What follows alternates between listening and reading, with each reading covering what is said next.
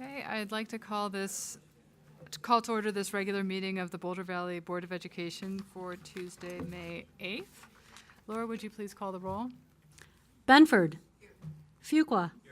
Garcia. Gebhardt. Marquis. Here. Myers. Sargent. All right, and please join us in the Pledge of Allegiance. I pledge allegiance to the flag of the United States of America and to the republic for which it stands, one nation, under God, indivisible, with liberty and justice for all. I'd like to remind everybody that the mission of the Boulder Valley School District is to create challenging, meaningful, and engaging learning opportunities so that all children thrive and are prepared for successful, civically engaged lives. Thank you so much for joining us here tonight, whether you're here with us or watching and listening at home. We're always happy to have you participate in our meetings. So, as always, we'll begin with the superintendent's report. Thank you. I have 2 items this week, and the first one is our Employee Appreciation Week. And as you may know, this week is National Teacher Appreciation Week. And in fact, today is Teacher Appreciation Day. Here in BVSD, we are celebrating by recognizing the work of all of our amazing educators and support staff. Every day, they work tirelessly to teach and care for our students. They not only leave a mark in the lives of our children, but in our communities. Educators are truly the cornerstone of a great democracy. So thank you to each and every employee here in Boulder Valley. We have a quick video clip that we put together to honor the staff. So we're going to see the video, and then I have another item.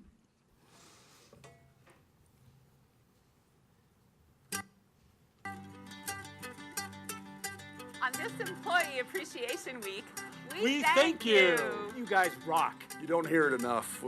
I just want to say thanks to all of our employees for their dedication, their hard work. Our employees, our teachers, our staff, our bus drivers, our kitchen staff, the people at the Ed Center are the heart of our organization. You know what? Together, we're a team that makes the world happen for kids, and that's what matters. We appreciate this opportunity to thank all of our employees for the work that they do day in and day out. And we can't understate that our employees are the ones that make the magic happen for kids every day. It is really important to me as the early childhood director that we thank every employee that touches the lives of children. Our employees, especially the ones that are not seen every day, are the ones that I really want to thank the most right now. They're behind the scenes working. I want to thank all of our employees because I think they're amazing and the work that they do positively impacts the lives of our children. You've heard the phrase, it takes a village, right? But it really does, from start to finish. You got to get the kids there, so the bus drivers. You got to make sure the learning environment is safe and predictable. The custodians, the communication channels between our front office support personnel and those that support students with a variety of different learning needs. To after school, to our coaches, to our after school activities and everything in between. It takes an army to complete what we try to do on a daily basis. And again, I would say or emphasize, it's only because of you that we're successful. Every single employee plays a key role. It's about kids, and it's about the team that supports kids. The organization, I don't think, would function properly if we did not have dedicated individuals that are really focused on their jobs, even if they're not seen every day. It's tough work, but it's good work. And I know that all of our employees put their heart and soul into it every single day, and we deeply appreciate that. Oh my gosh, I'm blessed every single day that I get to work with the dedicated employees that we have. Everyone influences our students and makes their experience successful. I just have to say thank you. I want to say thank you. Your job is important. You do it very well. This is an incredibly high-quality workforce of people who genuinely care and are always willing to help. Thank you to all our teachers. Thank you to all our principals. Thank you to all our paraprofessionals. Gracias a todos. Thank you deeply for the work you do each day and every day. Sincere thank you to everybody that works for our kids and our students here in Boulder Valley School District. And I thank you for your tireless work each and every single day to make us better. This week is really important and they need to be recognized and honored. Happy Employee Appreciation Week. We can't do it without you. We deeply appreciate all that our teachers and employees do on behalf of our students and the community. Happy Employee Appreciation Week. Agradecemos mucho todo lo que hacen para nuestra comunidad, nuestros estudiantes y sus familias. Gracias por todo y siempre dando su corazón cada día a nuestra comunidad. Happy Employee Appreciation Week to everybody. Happy Employee Appreciation Week to all of our employees in Boulder Valley School District. Thank you for your hard work and dedication to Boulder Valley School District. It takes every single employee working together to ensure that we provide the very best educational experience for our kids, and that's truly what it's about. Happy Employee Appreciation Week, Boulder Valley. Thank you. Have a fabulous week. Thank you very much for all you do for BVSD. Thank you. We love you. We care about you. Thanks for all you do. Thank you so much. Happy Teacher and Employee Appreciation Week. Happy Employee, Teacher, Bus Driver, Classified Employee Week. Thank you for all that you do. Feliz Semana de los Empleados. Boulder Valley is one of the best school districts in the state of Colorado because of you. Thank you, thank you, thank you. You guys rock!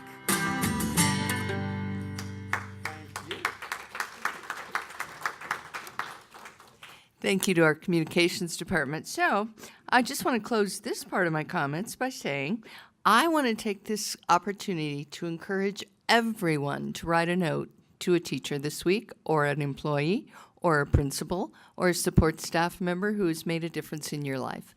And let's let our staff know how much we appreciate what they do. And now I have the great good fortune to talk about Kathy Gebhardt. You ready, Kath? Well, can I do it anyway? All right. We also want to share a great award that was given to a member of the Board of Education this week during the National Green Schools Conference. The event was held in Denver this year, and on Thursday, they held their annual Best of Green Schools Awards ceremony. Our Vice President, Kathy Gebhardt, was celebrated as this year's Policymaker of the Year. She was recognized for the instrumental role she played in passing legislation that established the Building Excellent Schools Today, or BEST, capital construction grant program. As you may also know, she continues to serve on the BEST board and remains a strong advocate through her leadership. She has helped to fund more than 300 requests to address deteriorating school facilities in Colorado. She has made a difference for 180,000 students. Congratulations, Kathy. It was well deserved.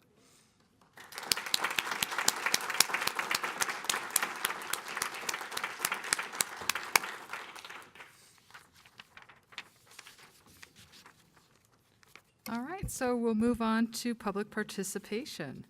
The board recognizes the value of public comment on issues related to the operation of the schools.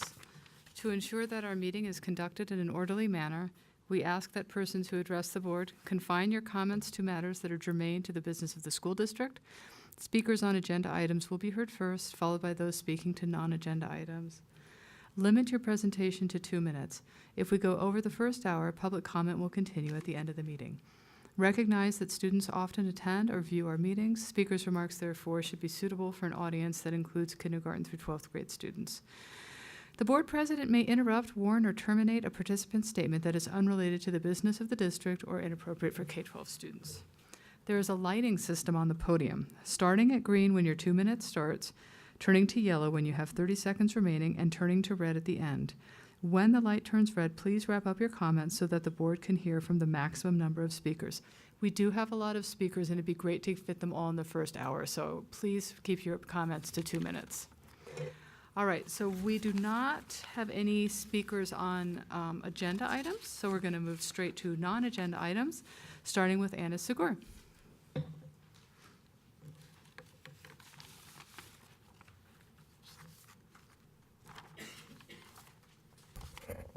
Good evening. The approach that the Boulder Valley School District has taken to technology, internet safety, and data privacy is inconsistent with all other public health interventions designed to protect children and keep them safe. Providing students Chromebooks with inadequate filtering, BVSD tells the students to be good digital citizens and avoid the harmful content that BVSD knowingly makes available. Students shall take responsibility for their own use of district computers and computer systems to avoid contact with material or information that may be harmful to minors. Let's compare this with the approach taken in other juvenile public health issues. BVSD ensures that children have no exposure to unhealthy food at school because even though they know that apple is healthier, if given a choice, children will choose the chocolate cupcake over the apple every time. BVSD teaches children about safety with strangers, but they also secure the school grounds rather than letting random people enter the school and tell kids not to talk to them. BVSD prohibits people from bringing guns, knives, and other weapons onto campus. They don't have a weapons stash at school and tell the kids to stay away from it. BVSD does not have a vending machine of drugs and alcohol in the school hallway and tell kids to avoid it. In the chemistry class, students are not shown a vat of hydrochloric acid and told don't touch that because it will burn your skin off. There is no pornography or other inappropriate content available in the school library. The school library only has books that are appropriate for children. As we see above, BVSD actively limits exposure in school to things which are harmful to minors. In contrast, BVSD has placed the burden of compliance to avoid harmful internet content on the students. In criminal law, this is known as entrapment. BVSD has deployed Chromebooks in classrooms with insufficient support, supervision, and filtering and has consistently ignored parent concerns, labeling it a behavioral issue of isolated students. The district does not allow parents to install free ad blocking software on the children's Chromebooks. If the district cannot ensure student safety and privacy on the computers, then the technology should not be deployed in the classroom. Thank you. Thank you. Marta Lindros, who was given 2 minutes from C. Farrell.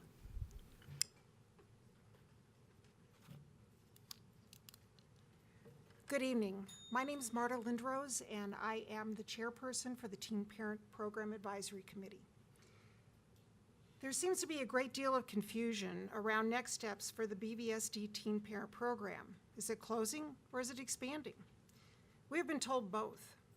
More recently, Arapahoe Ridge Principal Joan Bludorn told our board that the program will, quote, continue to be provided through a new design, unquote. What will the design look like?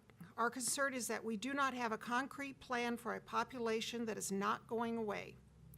The administration seems to be convinced that because we are ending this school year with one teen parent and her baby, there are no other teen parents to serve. We must clarify. The 2016-17 school year served 17 teen parents. 8 of those students graduated. For various personal reasons, few students did not return in the fall of 2017. So we began the school year with 16 parents. 2 of these were homebound for health reasons and didn't come back for most of the year. Pardon me. 2 of these were homebound for health reasons and didn't come back for most of the year. 1 graduated early and 2 withdrew for personal reasons. They did not go away. Teen parents and their children are still in the school district and remain one of the most vulnerable populations that we serve. It seems unwise for the school administration to assume that we do not have students who will need this program in the future. We know that they are in the school district and we can safely assume that more are coming. 2017 data from the Colorado Healthy Kids Survey indicates that 31% of BVSD high schoolers report they are sexually active. 6% report they have used no birth control during their last encounter, and this varies dramatically by age. Whereas only 2.4% of the high school seniors didn't use birth control, 12% of 10th graders did not. 11% of Hispanic students did not use birth control versus 4% of non-Hispanic white students. These numbers are very alarming, pointing to the need for a careful plan as to how we will support teen parents going forward.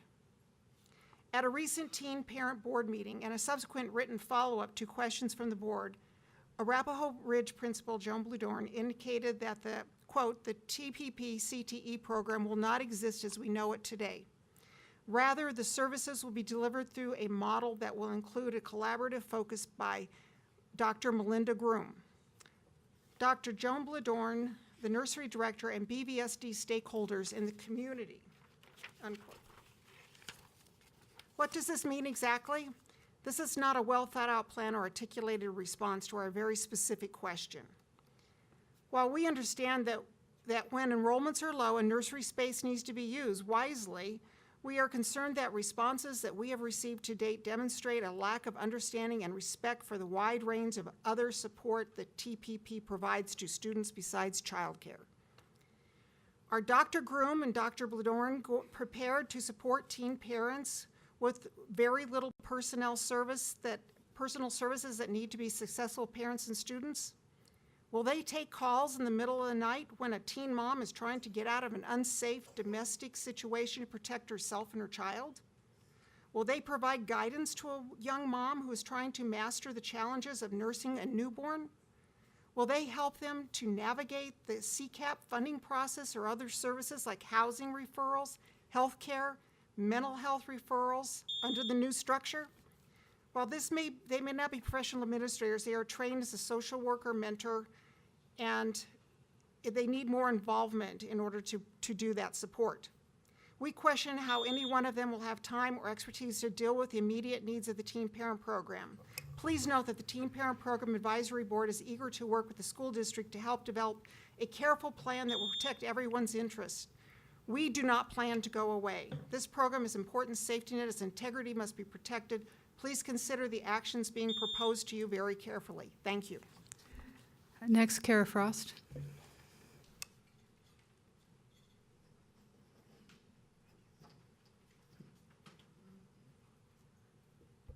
I'm a member of the BVSD Internet Safety Group, and I wanted to propose that at the beginning of the school year, we have a form that parents can opt their children out of having their data mined by companies.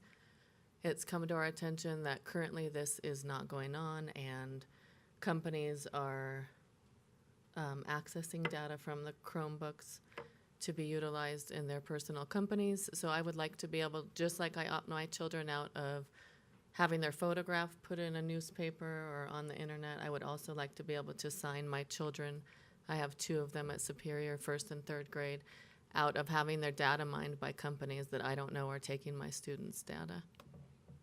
Thank you. Jennifer Krigsman.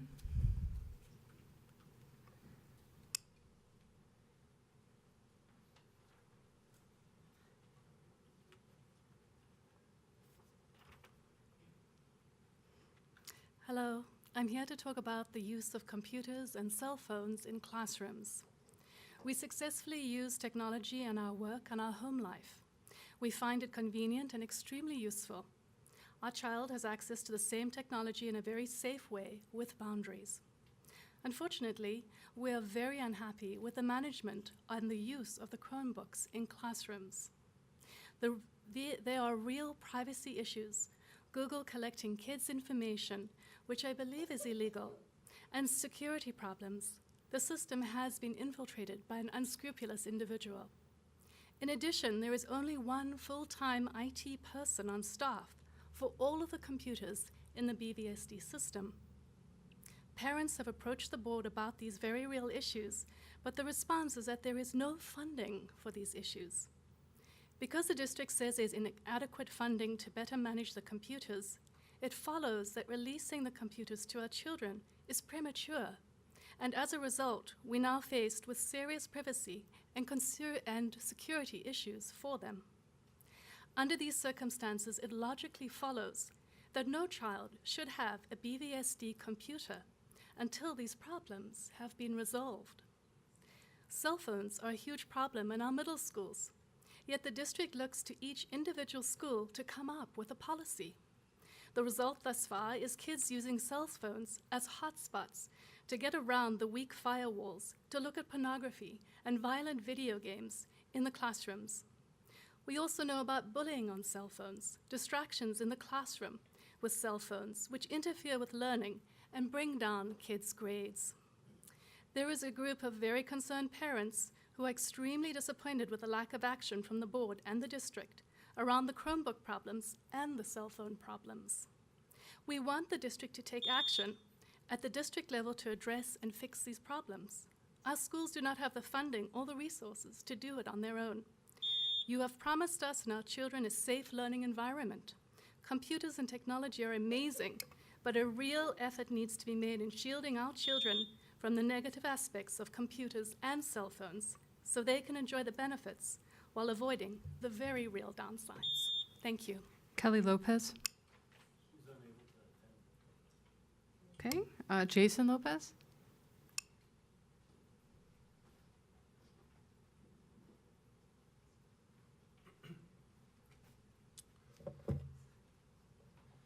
Thank you. So I spoke before this board a year ago and expressed the concerns that Kara and Jennifer and Anna have expressed so far. I'd like to echo those, but I'd also like to say, unfortunately, nothing's changed. The messaging we've got with interaction with district officials is there's filters in place. Another tenet of the internet safety plan here is that it's based on classroom management and digital citizenship. Unfortunately, there's no written policy on this, on classroom management or digital citizenship. Any policy that's out there is I think the last date on it was from 2012. It's disingenuous to think that, hey, our students' safety needs on the internet are going to be met by teacher classroom management and their honor system of digital citizenship. And it's not just digital citizenship. Students can happen upon harmful content unintentionally or be exposed to it by other students. I'll give you a couple of examples. District officials have said, hey, teachers are directed to tell their students not to use Google Images, but they are. It's being used out there. We've been told, images of swimsuits and underwear are being blocked. These posters you see, these two in particular here, they were captured on devices this morning at a BVSD elementary school. So I'm sorry, but that messaging, it's just not credible at this point.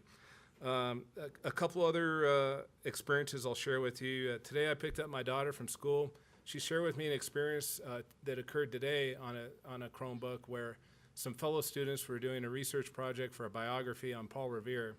And through Google Images, they were presented with the image of our president saying, "The Mexicans are coming. The Mexicans are coming." Thank you. Okay, Noemi Lastry.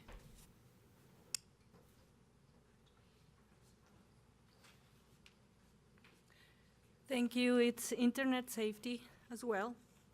About 2 years ago, my niece, who was in 6th grade by that time, came to me speak with me, mentioning that at her school in Lafayette, classes became interesting to her after teachers let the class research or edit the topic of the day.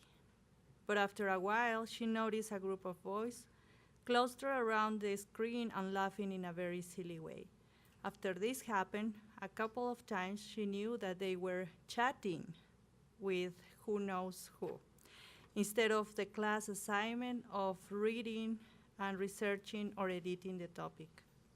A few weeks ago, my 4th grade daughter referenced a similar situation in her school. No chatting, but access to online games. Kids are finding ways of getting around it, and I'm concerned that my 2 younger ones will be mentioning a similar situation by 2nd grade. I urge the Boulder Valley School District IT department to regulate the online access given to our kids in schools, to filter the data available to our children, to allow us to be in control and take advantage of all resources to prevent an open communication from exterior, to implement a firewall and make these technology resources efficient. Companies worldwide apply firewalls to their network to avoid these kind of distractions to employees. They even track the time as well as the sites that employees are trying to visit. Why can't Boulder Valley School District invest in tracking the educational efficiency of their internet? Or even more importantly, why can't Boulder Valley School District invest in blocking external communication, such as the recent pedophile cases? These cases are proof of enough to take actions right away against these potential risks for our children. As parents, we guide our children to make their best choices, but at school, we as parents expect that our children are safe, not only physically, but also that they are safe from being exposed, invited, open, and free to just click. Thank you. Jack Chang. So I'm trying to, well, first of all, I'm a parent of 2 students at BBSD. You guys could all see this, right? I'm gonna turn it around. I'm hoping Amy's right here too on daily camera. So take a look at this while I'm talking. And then they don't need to see me. They need to see this right about there in the video. So basically, for the record, I'm also the co-president of Southern Hill Middle School, PTO. And we have devoted ourselves and working with the community in the school to provide a whole week of Teachers Appreciation Week of a lot of good things, ways that we show appreciation for our teachers. And then I want to say for my appreciation for Cindy as well, for the hard work that she has done, and for all of you as well. But this here, again, I'm trying to gather my thoughts and my composure, and this is getting really emotional for me, because to me, it's unacceptable that the BVSD, can you guys, no, there you go, put it right there. It's taken more than a year for these type of things to be blocked and stopped from access to our kids. It's unacceptable. So April 3rd, I had a meeting with Cindy. I had a meeting with Andrew, the CTO of BVSD, and I also had an expert, Joe, came over and then tried to understand what is it that, and why is it that we haven't done enough to stop this, to block these things in our internet, in our network. And then so what I found out is, aside from Andrew, okay, there's only one staff, one person that are managing all of these, okay? And then so obviously there's not enough staff, okay? And I agree and I get that there is also lack of funding to implement everything. But we already have in place a Palo Alto network that could be partitioned to block a lot of contents like this, okay? But Andrew choose otherwise. And then as parents, we have made effort to communicate with Andrew about blocking the device at the device level, okay, at the school level for our kid. But Andrew too stopped us from doing that. So what's the objective here? And what can we do and what we must do is really allow parents like me to go out there and then have the right to block the contents like these at the device level. Thank you.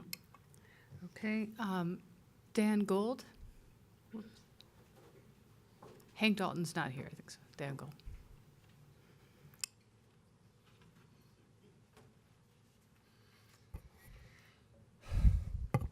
I'm Dan Gould, and I live in eastern Boulder County. I'm a member of the Teen Parent Program Advisory Board.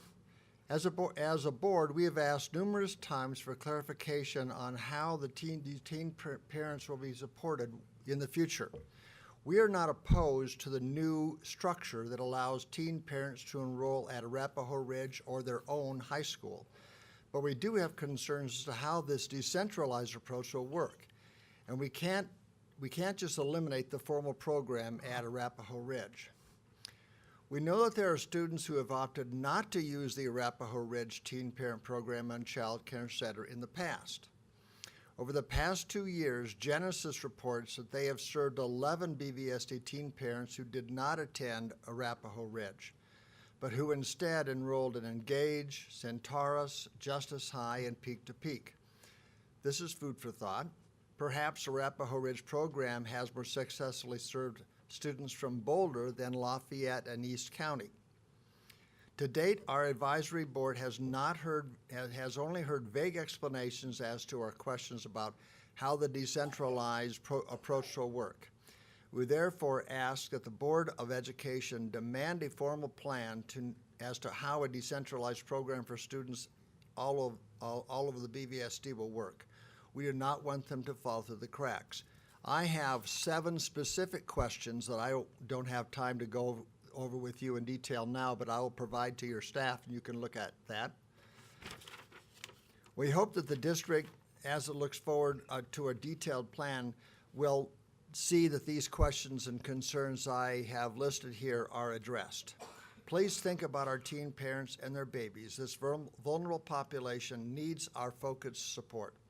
A successful BVSD program for pregnant and parenting teenagers will connect students with services that will make it easier for teen parents to stay in school, graduate, and ultimately become problem solvers and advocates for themselves and their children. Thank you very much for your attention.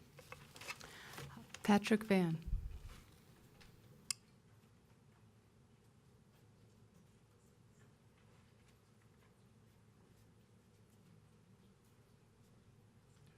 Thank you. My name is Dr. Patrick Van. I'm a licensed clinical psychologist. I'm concerned that the district is moving forward to dismantle the teen parent program due to currently low enrollment. This seems very short-sighted at best. A decentralized strategy sounds great on the surface, at least from a budgetary standpoint, especially when looking at the possibility of converting the Arapahoe Ridge Child Care Center into a center for BVSD staff. But my concern is the fragmented approach that is being proposed does not benefit this very vulnerable student population. Research suggests that fragmented services are a primary barrier to teen parents receiving the services they clearly need. Fragmentation means that important services to teens are provided through a complex patchwork of programs, eliminating the opportunity for any one caseworker to form a sustained relationship with the teen. The teen parent program has had great success due to a team approach with dedicated staff members providing a support system where a young, stressed, and often confused young teen parent can turn for comprehensive care. It seems that the proposed decentralized strategy will force parents to seek out services from untrained and overworked counselors. This just cannot happen. In the Berkeley Journal of Gender, Law, and Justice, Dr. Victoria Ryan describes fragmentation and its impact on a pregnant student. Herein is the problem of fragmentation. Though the student may have a relationship with one or two people through the school who provided her with academic services or mentorship, the student needs to have to be able to navigate the complex health care and public assistance programs that might be available to her, but which come from all different providers. This fragmentation is not only a barrier to a pregnant or parenting student receiving needed services, but also prohibits any providers from building a mentoring or advocacy relationship with the student. Please, think before you move to dismantle a 30-year program of undoubted success. There is a reason why this carefully designed program has helped so many lives. Thank you for the opportunity. Edith Garcia.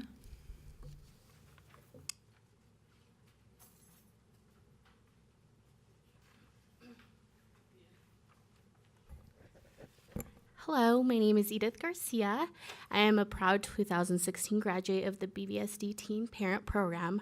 This program has made an enormous difference in my life. For my son and I, the support of Wendy Pearson, Amy Carlo, and the entire Teen Parent Program staff made my graduation and a bright future possible. That's why I am concerned about the proposal that I have heard bits and pieces of for the 2018 to 2019 school year. While I agree that Arapahoe Ridge High School is a good environment for students with life challenges, I am concerned that it is not equipped to successfully case manage the individual graduation plans for the teen parent program. Without the designated staff that has been in place for the last 30 years. The counselors in the school already serve a vulnerable school population. Every student at Arapahoe Ridge High School is there for a reason, not just because they are a teen parent. The whole school needs extra support. The student body's needs are high and the support staff are extremely busy to meet the needs of teen parents.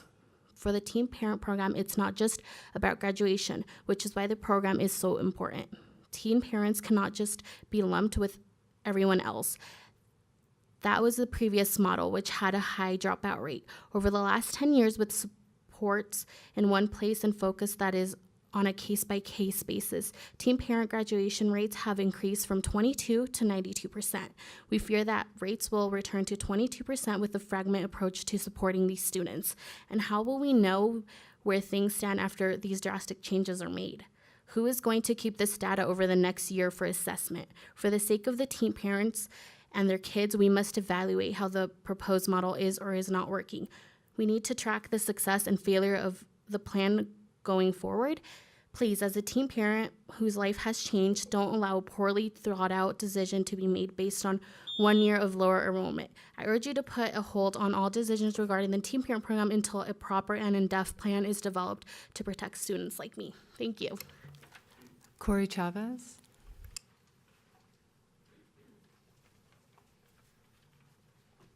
Hello, my name's Corey Chavez. I live in North Boulder. The Teen Parent Advisory Committee is very concerned about how teen parents will continue to succeed moving forward without the foundation of the Teen Parent Program. As a graduate and member of the advisory board, I'm worried students will not receive the support they need. Who will teach students about pregnancy, child development, how to balance a checkbook, and how to take a deep breath when your baby won't stop crying? Our board has been told that consults with teen parents will be held at Arapahoe Ridge and a care plan will be developed. Does this mean that students from all schools in the district will come to Arapahoe Ridge? Or will they work with someone at their school to develop their plan? What are the components of this plan? How will it be monitored?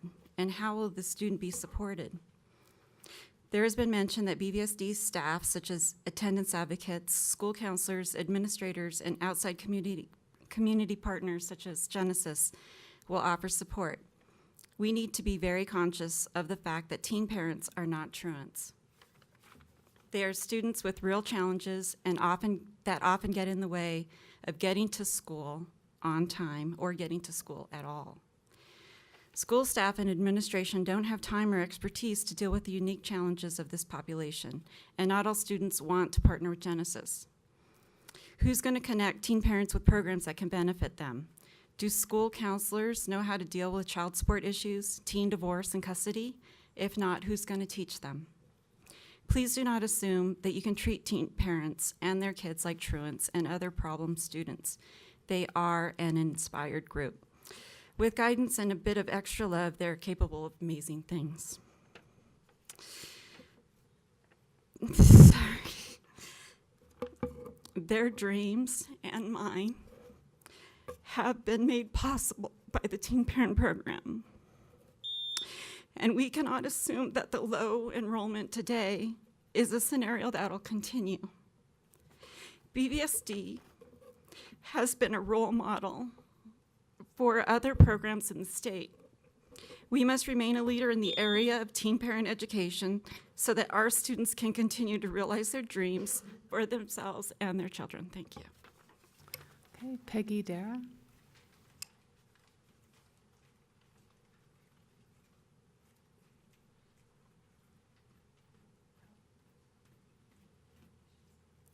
Hi, my name is Michelle Norton, and I'm actually speaking prior to Peggy Dara. She'll be speaking in my place. And I'm here tonight as a volunteer representing East County Moms Demand Action for Gun Sense in America.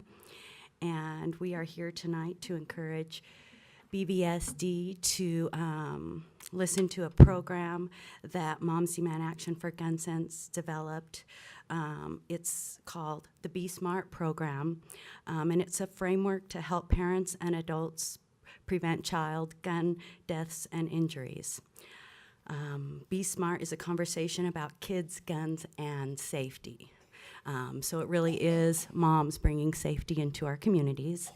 And just to give you a quick rundown, Be Smart. SMART is an acronym for the following. S being secure all guns in your homes and vehicles. You know that we see a lot of loss in our communities by accidental deaths of unsecured firearms. We also try to bring gun locks into our presentations to provide those to our communities so we can make sure that the persons in our communities that choose to have firearms at least have them secure in their homes and vehicles. M is for modeling responsible behavior around guns. As adults, we need to take the responsibility as adults to model safe behavior of firearms. Ask about unsecured guns in other homes when you're sending your children out on play dates, when they're going into a car that you're not familiar with. They may have an unsecured weapon in the middle console. Be Smart talks to parents and individuals in our community how to have that conversation comfortably to keep our community safe. R, recognize the risks of suicide. We know that we have a lot of teen suicide. Again, let's put the power on the parents in our community by making sure our firearms are safe. And T, last, tell your peers. Just talk about this, be smart. Let's keep the conversation going. I now have two parents from BVSD talking about the Be Smart program. Thank you. Is this Lacey McGinty? And you're Peggy Dara? Yes, I'm Peggy Dara. Thank you for allowing me to speak today. My kids are the reason that I volunteer for Moms Demand Action for Gun Sense of America, the national organization of 5 million parents, educators, gun violence survivors, and recently students fighting for common sense gun reform in the United States. I am the parent of an 8-year-old boy and a 5-year-old girl who attend Ryan Elementary in Lafayette. I'm here tonight, though, not to represent Moms Demand Action, but to talk to you as a parent. I am here representing many parents in BVSD, people who want to have conversations about kids, guns, and safety. We are scared to send our kids to school. Americans are too lax with their guns, and those Americans who have kids, who will also be attending schools with our children. Where are the kids getting the guns? Guns have to pass through the hands of an adult first. We encourage the board to consider a program that Moms Demand Actions presents to adults, the parents and caregivers, not to the kids. It's called Be Smart, and it encourages adults to be A, responsible gun owners, and B, to make sure that the people we send our children to play with or to be with are smart with their firearms too, including friends, family, and caregivers. It is always the adult's responsibility to prevent access to guns, not a curious child's responsibility to avoid guns. It is important to remember that talking to children about guns is a precaution, not a guarantee of safety. The only guarantee is to keep guns out of the kids' hands.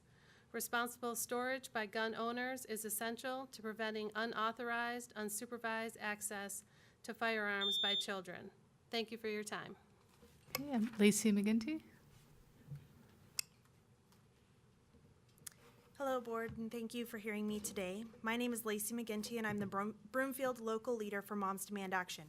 However, I'm here today representing my 3 children and the other BVSD parents who live in Broomfield. The parents in my group have been coming to my meetings for the last 3 months since the Parkland shooting, looking for ways to make their communities and their schools and their children safer. We have decided to take the Be Smart program to every school in Broomfield. We've already had meetings with the Adams 12 board, and we were met with overwhelming support. And the Colorado SRO president, Stacy Collins, has offered to help us reach Jeffco schools.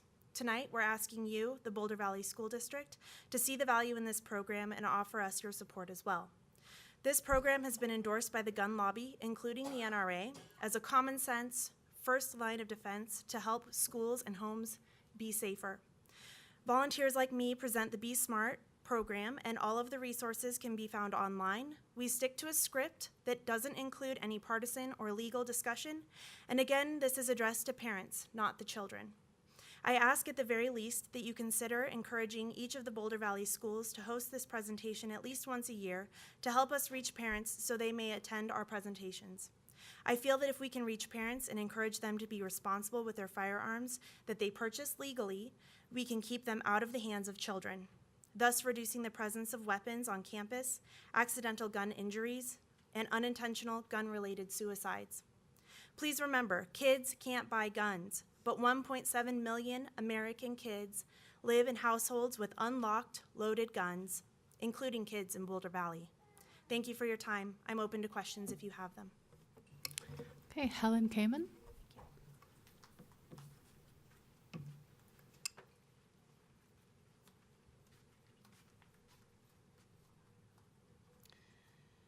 Okay, wait a minute. Hi, my name is Helen Kamen. I'm a regional leader with Moms Demand Action for Gun Sense in America.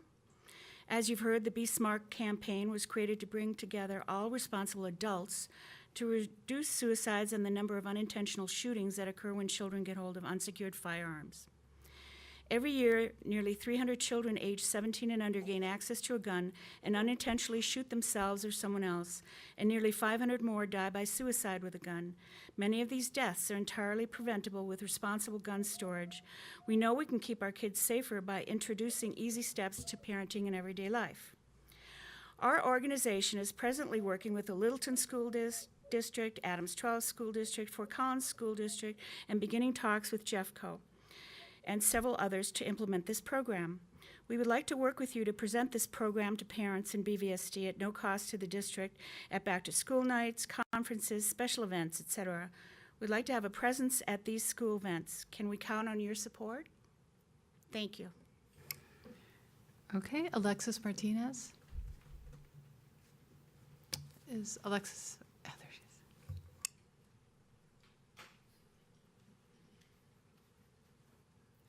Hi, my name's Alexis Martinez, and I have a 3-year-old son. I graduated from Arapahoe Ridge, the teen parenting program, last year, and I am currently a student at Metro State.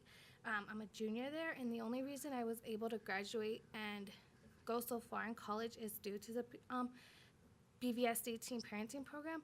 They allowed me to learn how to be a mom, and really the only class that sticks with me till this day that I took in high school, middle school, elementary school, and BVSD was the teen parenting program, because they're the only ones that really taught me how real life works. They taught me what a loan is, how to work a mortgage, how a credit card works. They were there emotionally for me. If I needed any assistance, they were there. They connected me with so many programs that I hadn't known about, like CCAP. Thanks to them, my son is able to attend daycare right now, so I'm able to work and go to school. Because of them, I have an apartment of my own now because they connected me to housing sites. Really, without them, I probably wouldn't have graduated high school, and I definitely would not be a junior at 19 in college right now, getting a degree in criminal justice and provide a life for my son. Taking away this teen parenting program because the low rates right now is insane to me, because teen pregnancy is bound to happen. Unprotected sex happens all the time, and kids don't know where to go to get the help. Teen parenting program really helped me learn where to get the resources that I need and to provide for my son. When I didn't know where to go get diapers, they were there for me. They connected me to Genesis. They had everything I needed and more. Okay, Nikita Bogdanov.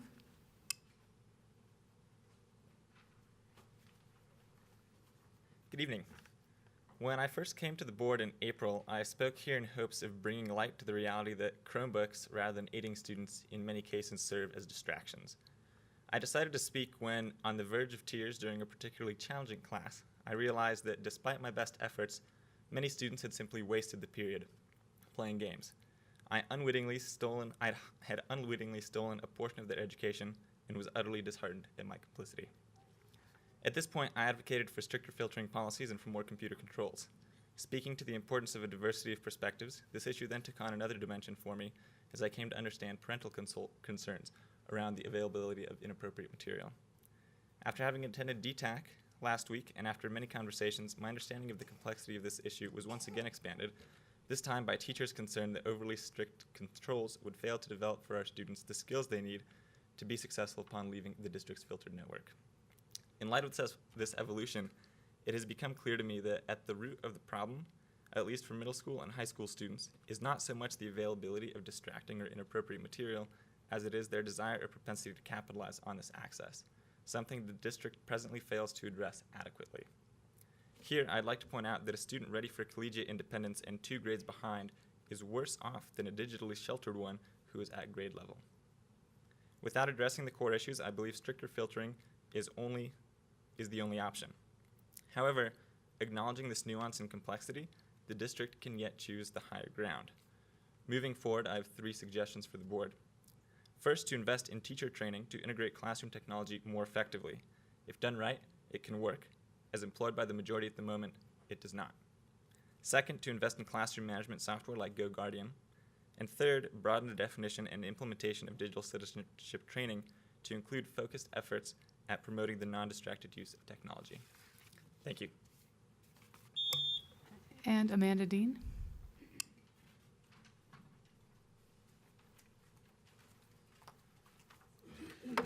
Hello, my name is Amanda Dean. I am a parent of 2 students at Pioneer Elementary, one at Platt and one at Boulder High. I'm here to speak to you about BVSD IT. As most of you already know, my son was in the 4th grade classroom of Antonio Rodriguez last year. Antonio is the 4th grade teacher that was found guilty of 2 counts of child abuse in March 2018. I bring this up because Antonio confirmed some facts during the course of his trial that were extremely disturbing to me as a BVSD parent and relate to BVSD IT. Throughout 2016 and 17, I voiced serious concerns about why the door to the classroom was locked every time Antonio was in the classroom without students. Every time, and I do mean every single time, I knocked on the door. Antonio was at his desk on his computer with the door locked.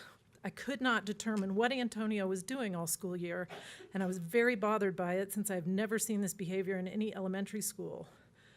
During the trial, Antonio very clearly and articulately testified to what he was doing. Antonio was working on his PhD. Final edits to his dissertation were due on the day he abused the students in the classroom. This explains why his stress level was so high that day.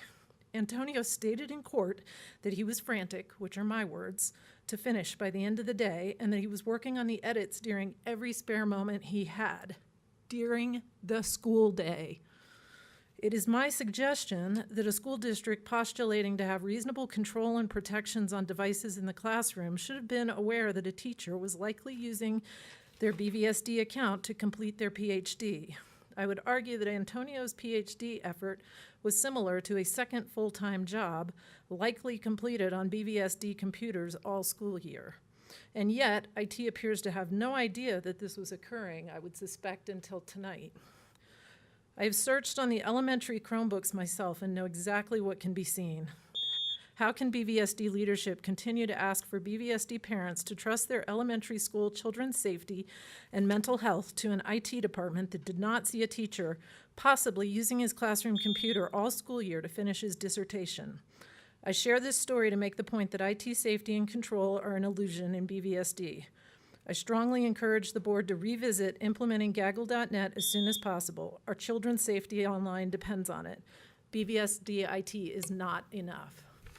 Thank you, and thank you all for speaking tonight. We'll move to board communication. Who would like to start? Anyone have any comments? No? Kitty? I want to thank everybody who came and spoke today. I'm becoming more and more alarmed about what our elementary school students are able to see while they're at school, and I do hope we're able to do something about that. Okay, who else? Richard? Oh, wait, oh, I'm sorry. So did I take over?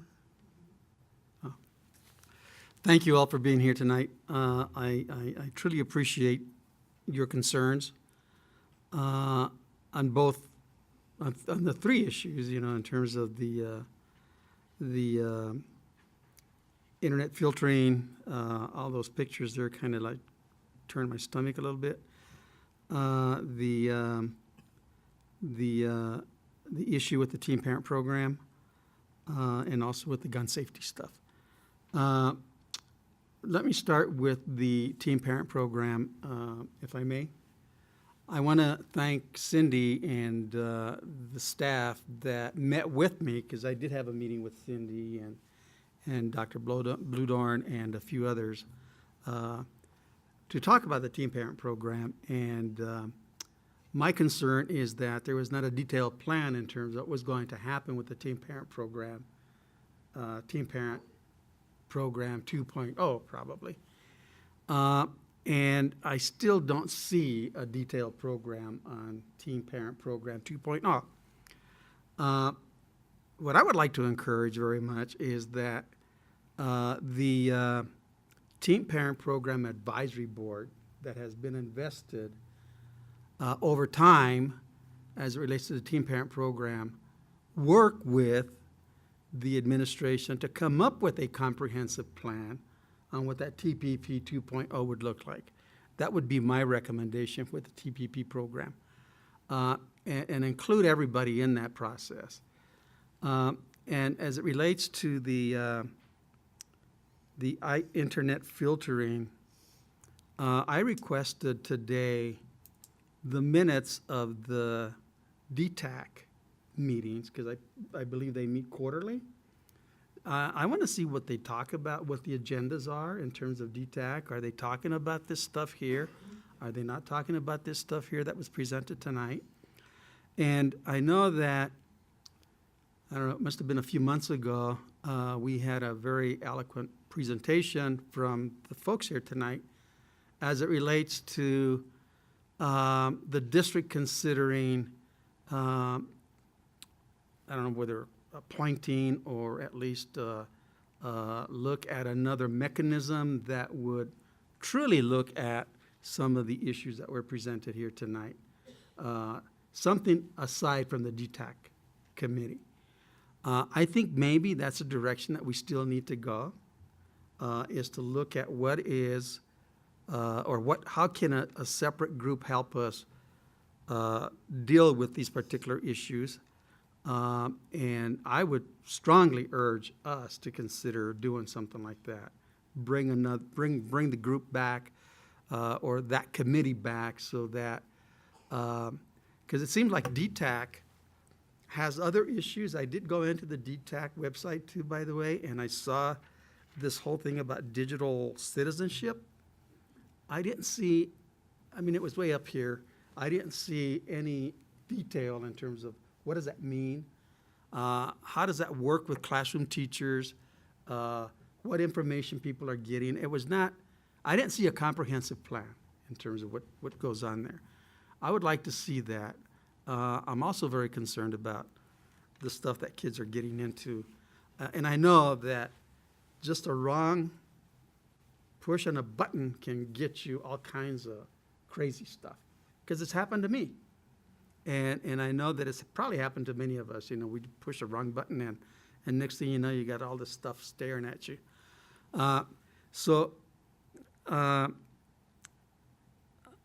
Anyway, I think we should start thinking about what we can do to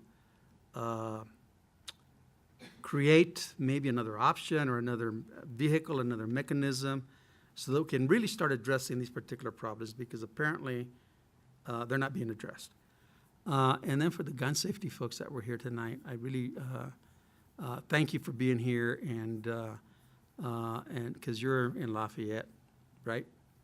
And I know that our mayor in Lafayette is also very much involved in it, and I appreciate your information that you brought forward tonight, and I think maybe we should start thinking about what we can as a board do around gun safety too, or encourage gun safety throughout the, through our platform.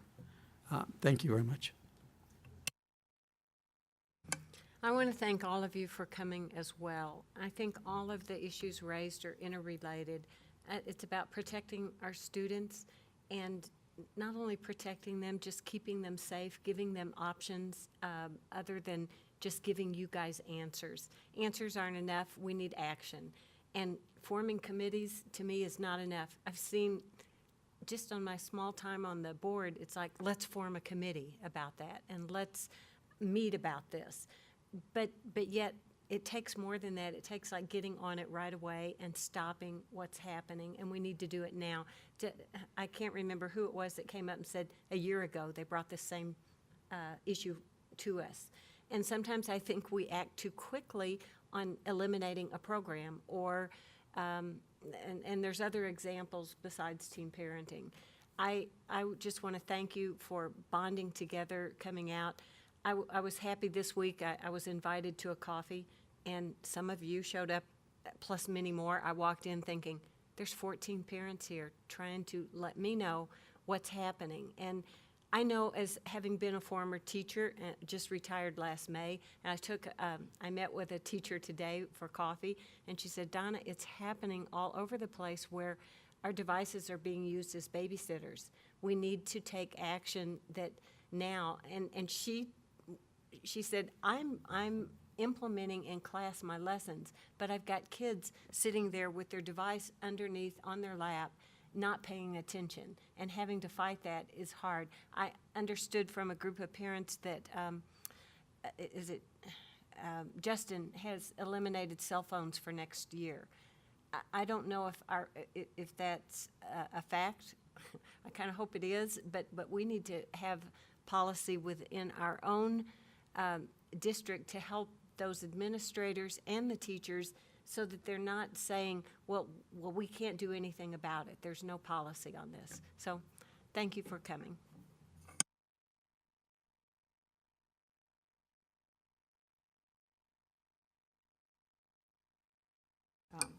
Yeah, thank you everyone for coming. So Richard, if I could ask you to repeat what your recommendation was for the teen parent program at this point? There's a Teen Parent Program Advisory Committee that has been advising the Teen Parent Program, and I would like to see the Teen Parent Program Advisory Committee work with the administration before any decision is made around the Teen Parent Program to come up with a comprehensive plan based on all the issues that they were bringing forward tonight. There was a lot of them. So that we know that there are some safeguards for our kids that are going to be in their neighborhood schools, what's happening at Arapahoe Ridge, the classes that they're getting, all of that stuff. So I guess my assumption was that that probably had already happened, but no? I mean, we haven't, the administration has not met with the Teen Parent Advisory Committee? My understanding is that the Teen Parenting Program Advisory Committee didn't want to meet with the administration, but then I learned differently that they do want to meet. They don't want to be disbanded. They're not going to be disbanded. They want to continue working with the administration. So is that something we're willing to do, Cindy? Yes, and I'm looking at Joan Bludorn and Katie Hazley, and they've worked with the advisory board as we've gone through this process. So absolutely, there's, nobody ever closes the door. So meeting is not an issue, but we have met. The Arapahoe High School staff has met with them. Well, I don't know. It sounds to me, Richard, like that's a good idea just because apparently those issues haven't been resolved. The concerns haven't been resolved. So I think another meeting might be helpful. I think it's got to be somewhat a formal kind of a thing, that it's not left up to chance, that the Teen Parent Program Advisory Group was formed for a reason. And I think that they still want to continue functioning for the reason that they were formed. And that's to advise. And that's to work with the administration on whatever that program is going to look like. It needs to be comprehensive. And I do appreciate Dr. Bludorn for the work that she did as it relates to the information that I was provided. And I think all of you were provided with the same information. I still think we need to get a little bit more comprehensive with that. Thanks. So just on thank you to the gun safety speakers, I think that that's a pretty common sense approach to what's a problem. So I would definitely support your efforts. I know we would need to talk about it as a board to see if we wanted to support it as a board, but I personally would. And as for the people concerned about technology in the district, I did, Richard, attend the DTAC meeting last week. So that's the first time I've been to one, so I thought it was pretty helpful for me. I learned about just more broadly what the issues are from the district's perspective. So I thought it was really helpful. I did meet with some concerned parents that were there that night, and I think they're pretty consistent in their feeling that their voices are not a part of that DTAC group, and they would like some sort of forum for expressing their concerns, and they're certainly taking advantage of board public participation.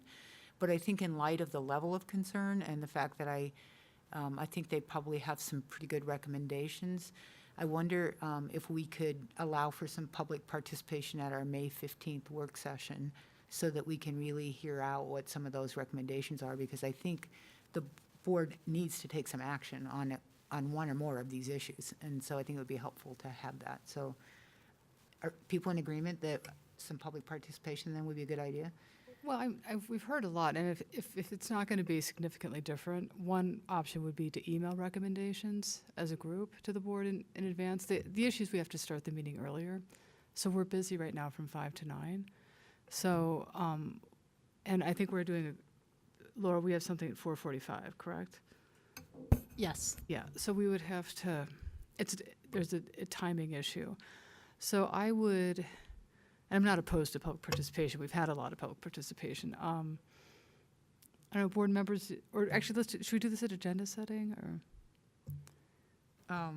I don't know. Do it I'm at just agenda making a setting, so that- recommendation yeah, that okay. we Let's find talk a about way. it at agenda setting. Okay.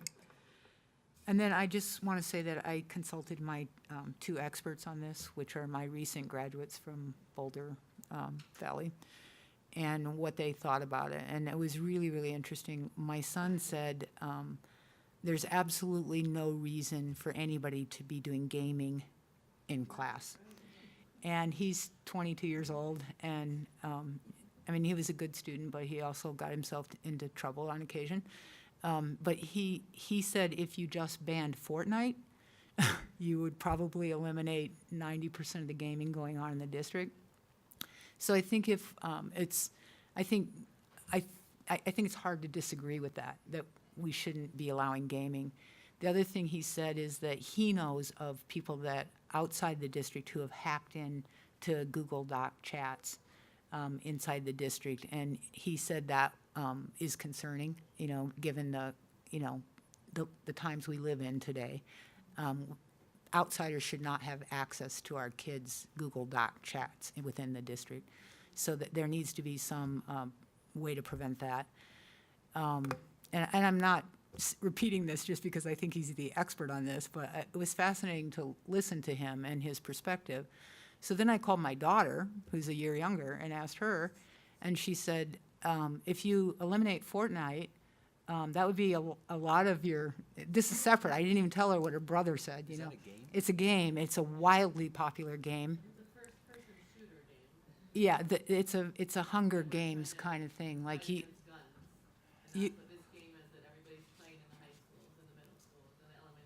Yeah, so you apparently there's 100 people that enter this game, and it's like a Hunger Games thing, and you try and be the survivor. So, but my daughter said that only boys play that game. So if you really want boys' scores to go up, you need to ban Fortnite because girls aren't really interested in killing each other. So she had another opinion on that. But I do think these, my kids were good students, and they said they saw kids under the desk with their cell phones. They saw kids gaming. They saw kids chatting. And they also believed that it was a serious distraction. And I would just leave you with my son's final recommendation because he's now smarter than everyone, on earth, including me. And he said that you really are not addressing the root cause with any of this. He said when you're in Miss Speckles' class, learning, some high-level math at Boulder High School, you wouldn't even think to be gaming during that class because it requires so much attention, and she's so entertaining at what she does, and she's so serious about what she does that it would be an insult to her to play a game during her class. And then he listed a few other teachers like that. And I think what he was trying to say was if every teacher was like Miss Speckle, and if every teacher was could figure out how to hold their class's attention, there wouldn't be these kids that were so wanting a distraction in the class.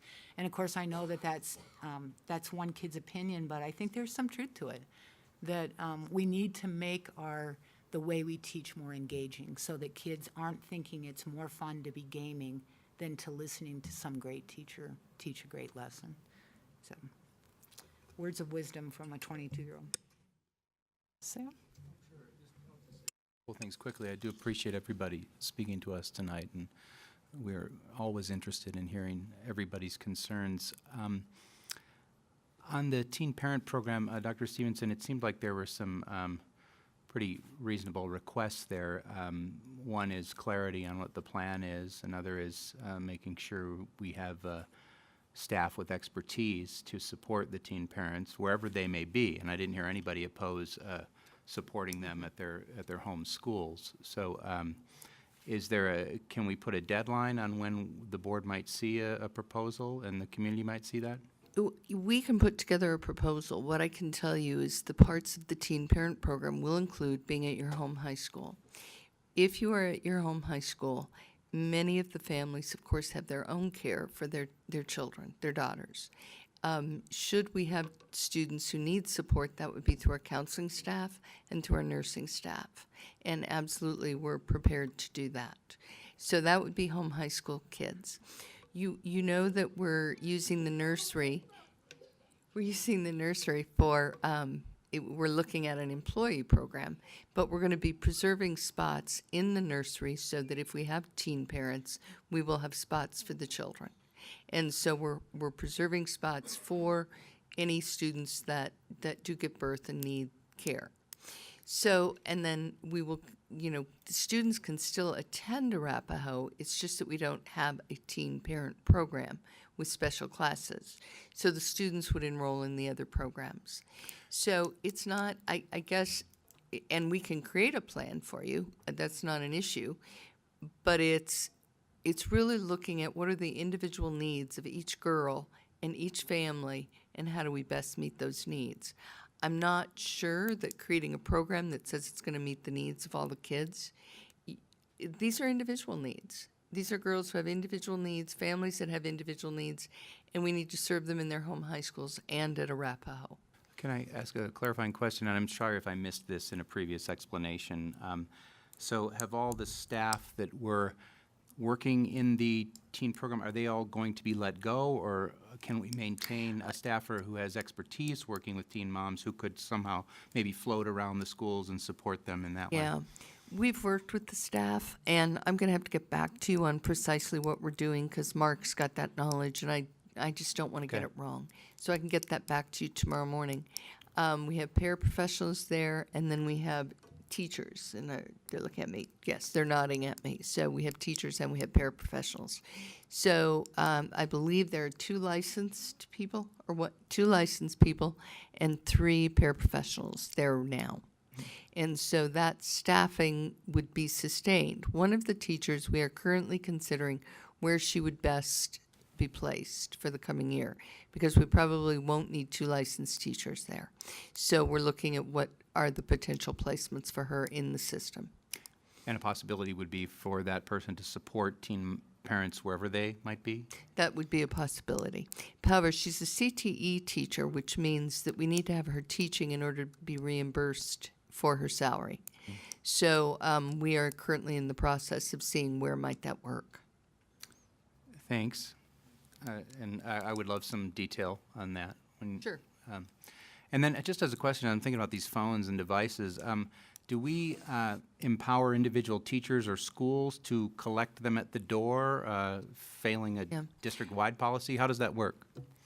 We have one school that has said they're not going to have phones in classrooms next year. And yes, schools and teachers can make regulations for phones. Now, what I have to tell you is that I think this is such an interesting problem, and I don't actually know the answer, but I do know several years ago we decided in Jeffco that we were going to ban phones. The uproar over our trying to ban phones was huge because one of the things we learned was parents actually like their children to be able to contact them when they need to. And parents liked the texting, parents liked the calling, and parents said to us, don't do that. You know, if you need to put them away during class or whatever, that's what you need to do. Put them in your desk, or we can put them on the teacher's desk or whatever. But a lot of parents want their kids to have those phones accessible so they can get in touch with their kids and their kids can get in touch with them. So it's a classroom management issue. It's a what's appropriate issue. And it is schools making reasonable expectations for how and when kids are using their phones. And yes, do I think it's something we need to attend to? Absolutely. Do I think banning phones would be supported by most of our parents? I question that because we tried it once and it was quite an uproar. Thank you. Appreciate that. Cindy, what I wanted to ask is, one parent told me that the 5th grader, the teacher had asked the students to take out their phone and take a screenshot of the assignments. To me, that's encouraging students to bring those devices in and encouraging families to supply their kiddos with these devices, I think there needs to be some kind of, or are we going to develop some kind of criteria on this if you're saying not every school's going to ban them? This is for a Well- work session next Tuesday, so let's hold that Okay, discussion because I think until that's a really Tuesday. interesting question. I mean, when you think about it, that's kind of a good academic use of your phone. If you don't have one. Work session next Tuesday. Good. Sam, are you done? Yeah. Okay. Kathy? Tina, you stole my thunder. That's what I was going to say, is I'm looking forward to our work session because I think all this conversation points to the need for some district-wide conversations and policy around this issue. So I'm looking forward to that because they really are vexing problems that I think I really appreciate, as does the rest of the board, the community conversations and emails that we've been getting around this. So I look forward to that, and I look forward to figuring out how if we need additional community input, how we get that. Which kind of leads me to, I was listening to what you had to say, Donna, about not having committees, and while I agree in some part, I also think we need to make sure that the voices we hear before we make policy and take action aren't just the voices that show up. So I think that there's some benefit to actually having some committees and some longer conversations, but I also appreciate the need for trying to do something more quickly. And on the teen parent, I had asked earlier about making sure that we didn't lose our CTE funding around that teacher. I think that we've achieved that, but maybe you could include that in the plan to make sure that we don't lose that reimbursement, because I don't want to lose that reimbursement. I think it was like $80,000 or something. It was a significant amount of money. And then I just wanted to take the time to thank the principals. We have been doing a lot of school tours in the last couple weeks, and so I haven't been able to make all of them. But I was able to go to Aspen Creek and Birch and Centaurus, and it's always encouraging to go out and see what our schools are facing and listen to the issues firsthand. I'm hoping to be able to get to a few more schools. I know it's really hard to do. I was able to tour Birch with Sam this morning, and it's just great to see all the, as you say every meeting, Cindy, all the great work that's going on out there, but also to hear what the challenges are. We did hear that there is some ability for principals or others to maybe have some software where they can actually see what's on the screens of all their kids, and we don't currently have the ability to do that. That seemed like a common sense. We are looking at that. So again, something for the conversation in a week. Also attended the middle school SAC presentations and the middle school students and teachers and principals. That was just awesome. And it was funny because one of the largest issues that ended up being discussed amongst all of the issues was backpacks in middle schools. So, and I guess we don't have a very consistent policy around backpacks in middle schools. And then last night was the Parity Parents engagement with the district, and so thanks to Ari and to all of the staff who were there. I have to say, I told Richard this, I thought whoever the interpreter there was amazing. I've found myself trying to make notes, mental notes of all of the way she said things because it was so impressive. But it was just impressive to have the parents feel comfortable enough to come forward to talk about the issues that they're facing, and I hope we can figure out ways to encourage our Latino parents to show up at these meetings. We have 3 board members. Christina, we now know we call you Christina in Spanish, and Richard and I. So if you don't have an interpreter, we can certainly accommodate that if the Latino parents would feel comfortable coming forward to the board with their issues. So it was great to be able to go to that, and looking forward to the Parity graduation this Saturday. So thank you again for showing up and for being concerned and for caring and for taking the time out of your schedules to be here. Oh, and I also want to give a shout out to our one Fairview student who's here to listen to a board meeting and took the interest to actually write an article about what the board is doing. So people are actually, even at the student level, are paying attention. So thank you for being here. Yeah, thank you all for coming. And I also visited some school last week. I went to Centaurus, Emerald, and Creekside, which are all exemplar schools, and everything was terrific. Especially at Creekside, I got a much better idea of what the project-based learning curriculum looks like and how it looks in action, and I was pretty impressed with how that's rolling out. I also thought the parity meeting was great last night, and one of the things I said is that we don't hear a lot from the Latino community. The majority of what we hear at public meetings is not Latino, so it was a great venue as a board member to hear from a different part of the community. The other thing I just wanted to bring up is that our superintendent was here last week, and he visited with a lot of staff. He visited with our Education Commissioner, Katie Antes. He went to the superintendent's meeting. Cindy, I think, took him there, and we're really excited that he's getting started, but he doesn't really start until July 1st, so that was exciting. I'm looking forward to the technology meeting. I've held off with questions via email and I'm hoping that I can have most of my questions answered during the meeting. It's next Tuesday from 5 to 7. It's in here. And I think we're going to try to tape it in case you're not able to come, so that or in case you want to have another friend listen to it. I do have a lot of concerns, and Cindy sent an email. It was a great email that said, sort of, where are you on this issue? And I responded, we hear a lot that technology is about balance.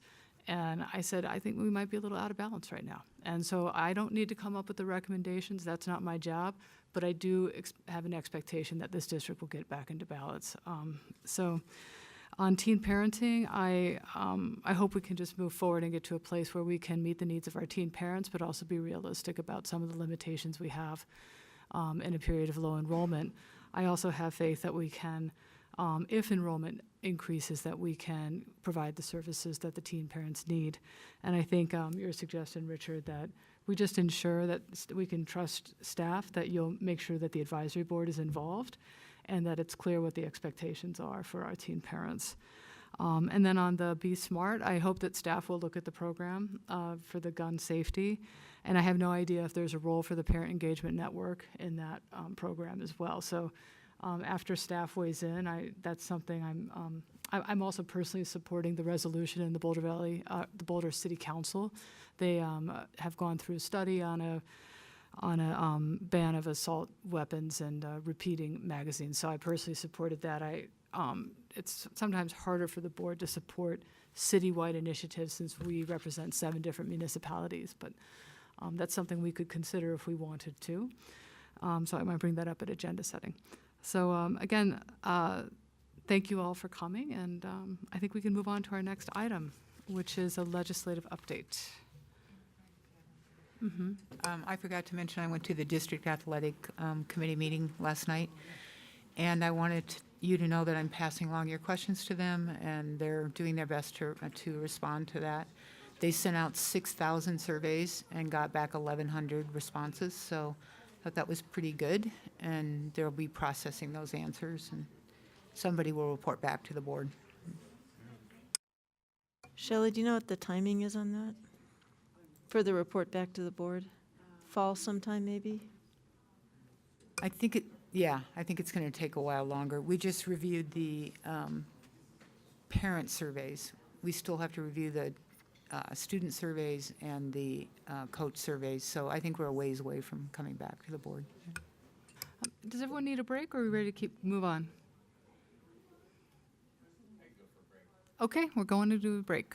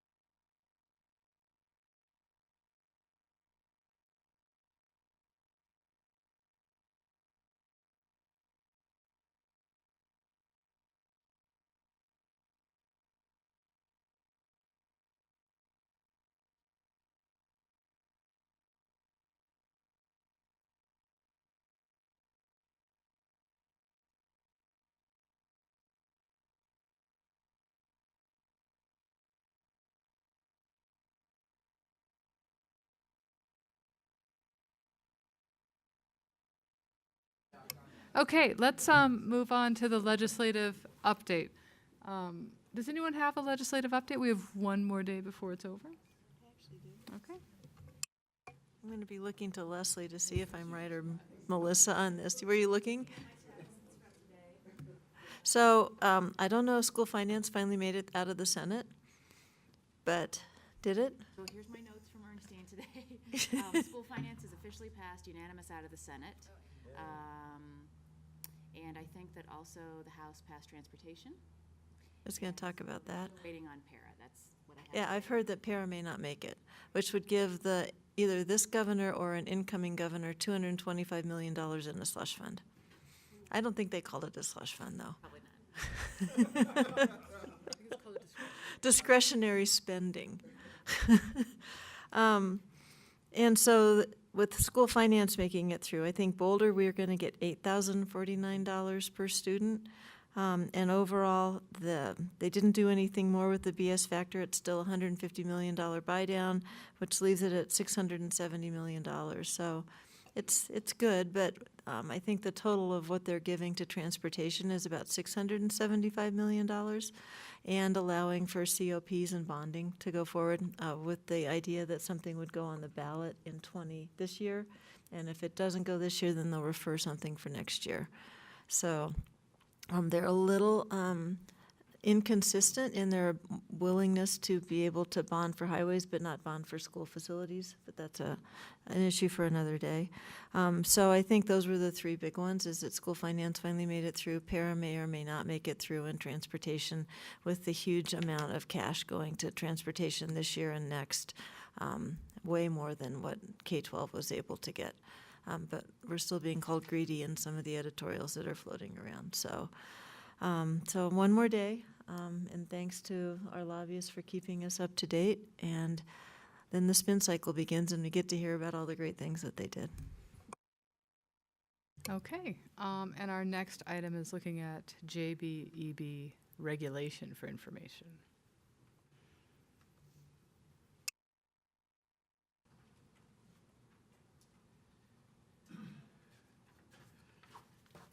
Good evening. As you know, we do have a policy already, GBEB. Now we're putting a reg to it, which sets the specific requirements in implementing that policy. So information for you to look at and ponder.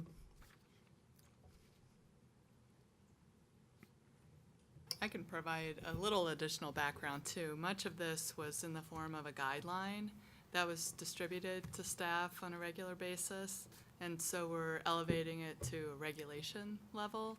It was thoroughly vetted by BVEA as we were working through this, and they had made some comments, and we reacted to those and made some changes. So this is also pretty close to a CASB model that was recently released as well. It's pretty specific. Mm-hmm. So it didn't come out of any specific incidents or anything?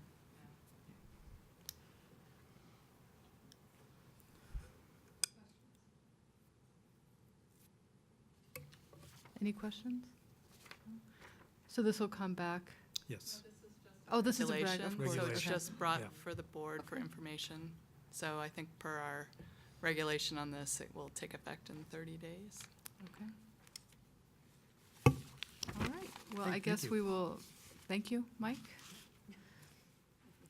We'll move to consent grouping.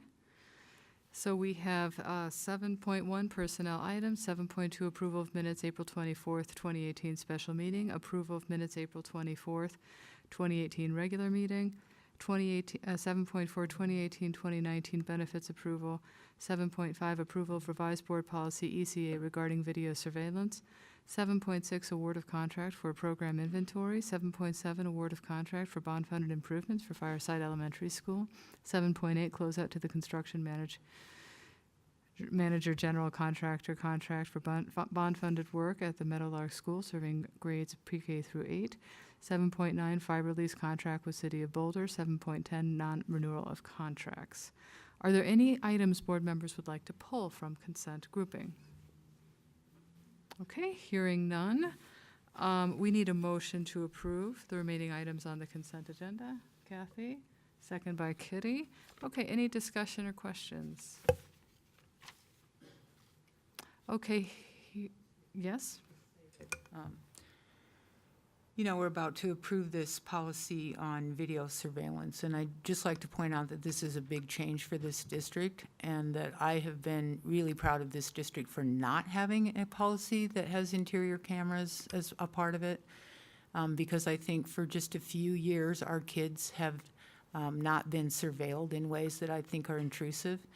And so for me, even though I really, really appreciate the district taking my recommendations to strengthen the policy, and I will vote for this because I had a lot of input to it. This is a really sad night for me tonight to approve this. Thank you. Any other comments? Okay. Hearing none, Laura, would you like to call the vote for the motion? Benford. Fuqua. Yes. Garcia. Yes. Gebhardt. Yes. Marquis. Yes. Myers. Yes. Sargent. Yes. Motion passes. Okay, so we'll move to action items, starting with 8.1, the request to use bond proceeds in the Building for Student Success Program to install interior security cameras in areas of district high schools as described in ECAR. Do we have a motion to approve? Okay, do we have a second? Kathy? All right, discussion. Do you want to say something? We have Rob Price to do, I think, a quick overview and then respond to any questions that you might have. Quick, Rob. Quick? Quick. All right. Well, first, I want to say thank you for approving ECA and ECAR. Shelley, I hear your concerns, but I will say thank you for working with us as we put those together. So tonight, we are requesting approval to use $1.4 million of bond proceeds from the Building for Student Success Program. As described at the April 17th work session, staff contends that video surveillance in common areas of district high schools will increase personal safety of students and staff and protect district property. This is endorsed by all of our BVSD high school principals and local law enforcement agencies of Boulder Valley School District. This was also prioritized by the Capital Improvement Planning Committee. The ballot language approved by voters in 2014 gives us the authority to raise debt for purposes described in the master plan, including creating safer environments, and to the extent funds are available for other capital expenditures related to equipping district buildings. With the support of the district, with the support of the Citizens Bond Oversight Committee, staff recommends the scope of work for the 9 identified high schools be amended to include installation video surveillance cameras in common areas, and that bond proceeds be used to cover the expense of the camera installation. So before you should have a breakdown of the costs. You should also have a letter from our Citizens Bond Oversight Committee. And then you also have the presentation that was given to you on April 17th. So I'm not going to go back through that, but the presentation really answered the why we would do this. Any questions? Can you just confirm that this won't put any other projects? It will not. Currently, we have, give me 1 second, $8.2 million in bond premium that we still have Boulder High. You have a couple $1 million set aside for the Boulder High rec field house. Now, we'll be having discussions on that with the team earlier or later this week. University Hill Cafeteria, that is still being set aside. Now, we do not have enough funding for the primary building addition. As we've talked about, we will have to wait until March of next year to make that decision. And then we have the district high school cameras. Right now, if all of those were funded, the Boulder High Rec Field House, University Hill Cafeteria, the district-wide cameras, we'd have about $800,000 in bond premium. Now, understand we still have program reserve. We started out with $7.8 million. Program reserve is really used for project overruns. We started out with $7.8 million. We still have $7.6 million remaining, and we're 50% of the way through the bond. Thank you. Other questions, Richard? So, Rob, the Uni Hill, we're putting that on hold until next year. correct? That is correct. And so And the total price on that? the total price on Uni Hill was about 9 million. Uh-huh, Right now, I have allocated 3.9 if we just went ahead with the cafeteria addition. right.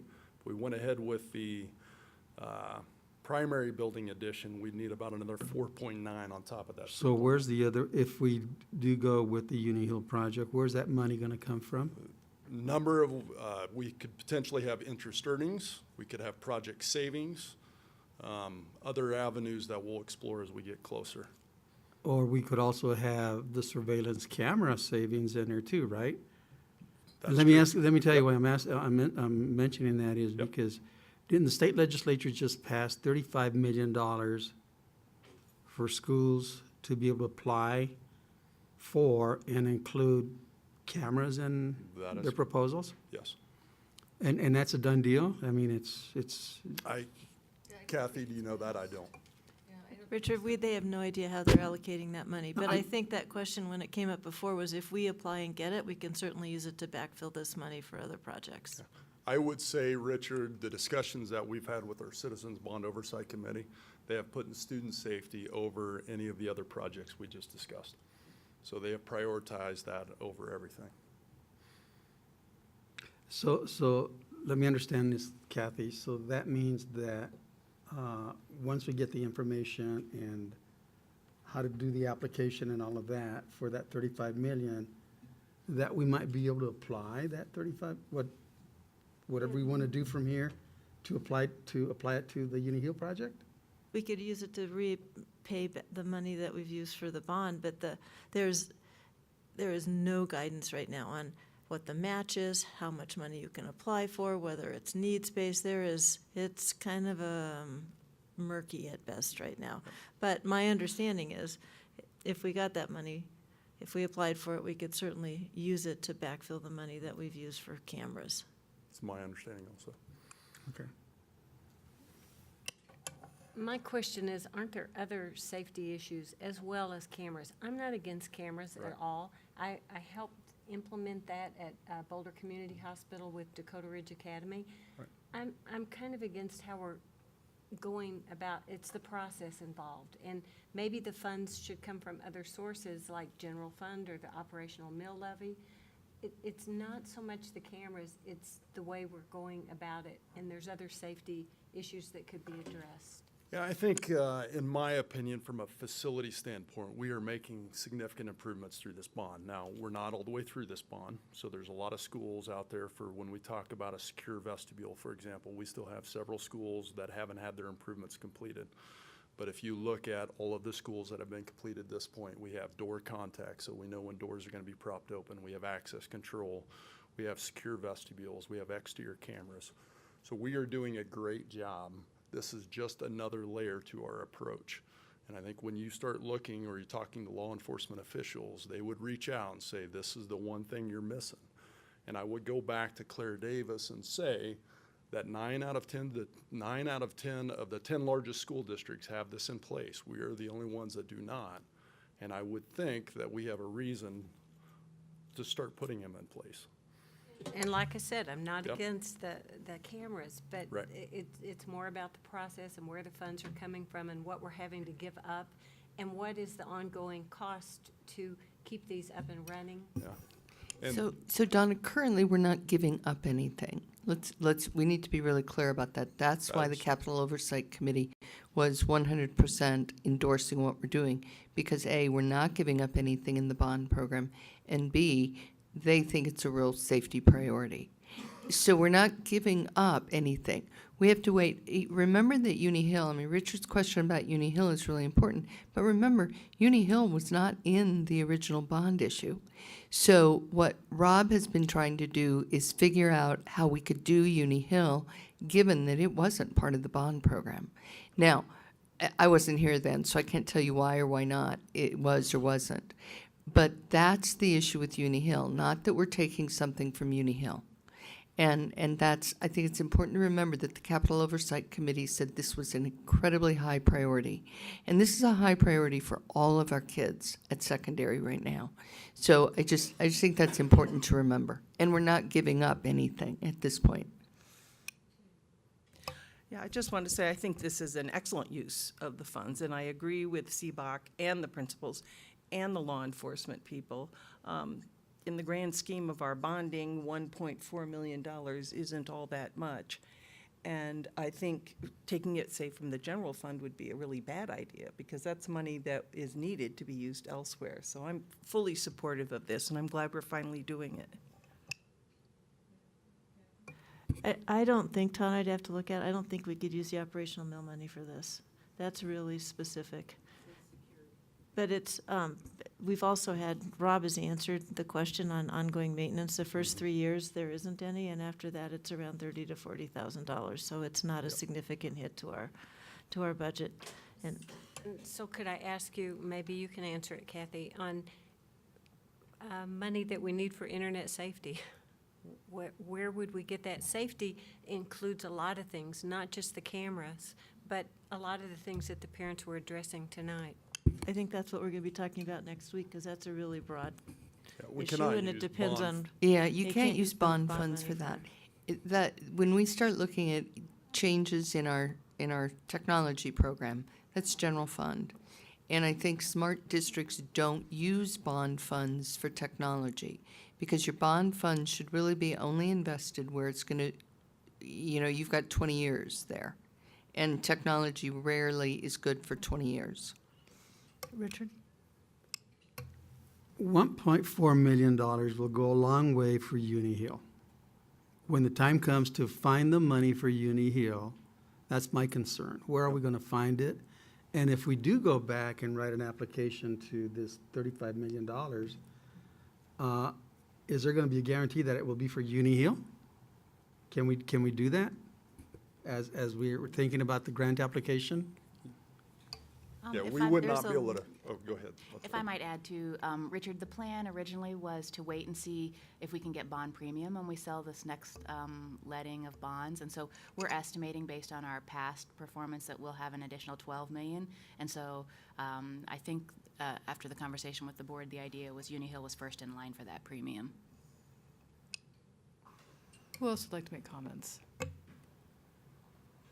Okay, Tina? yep.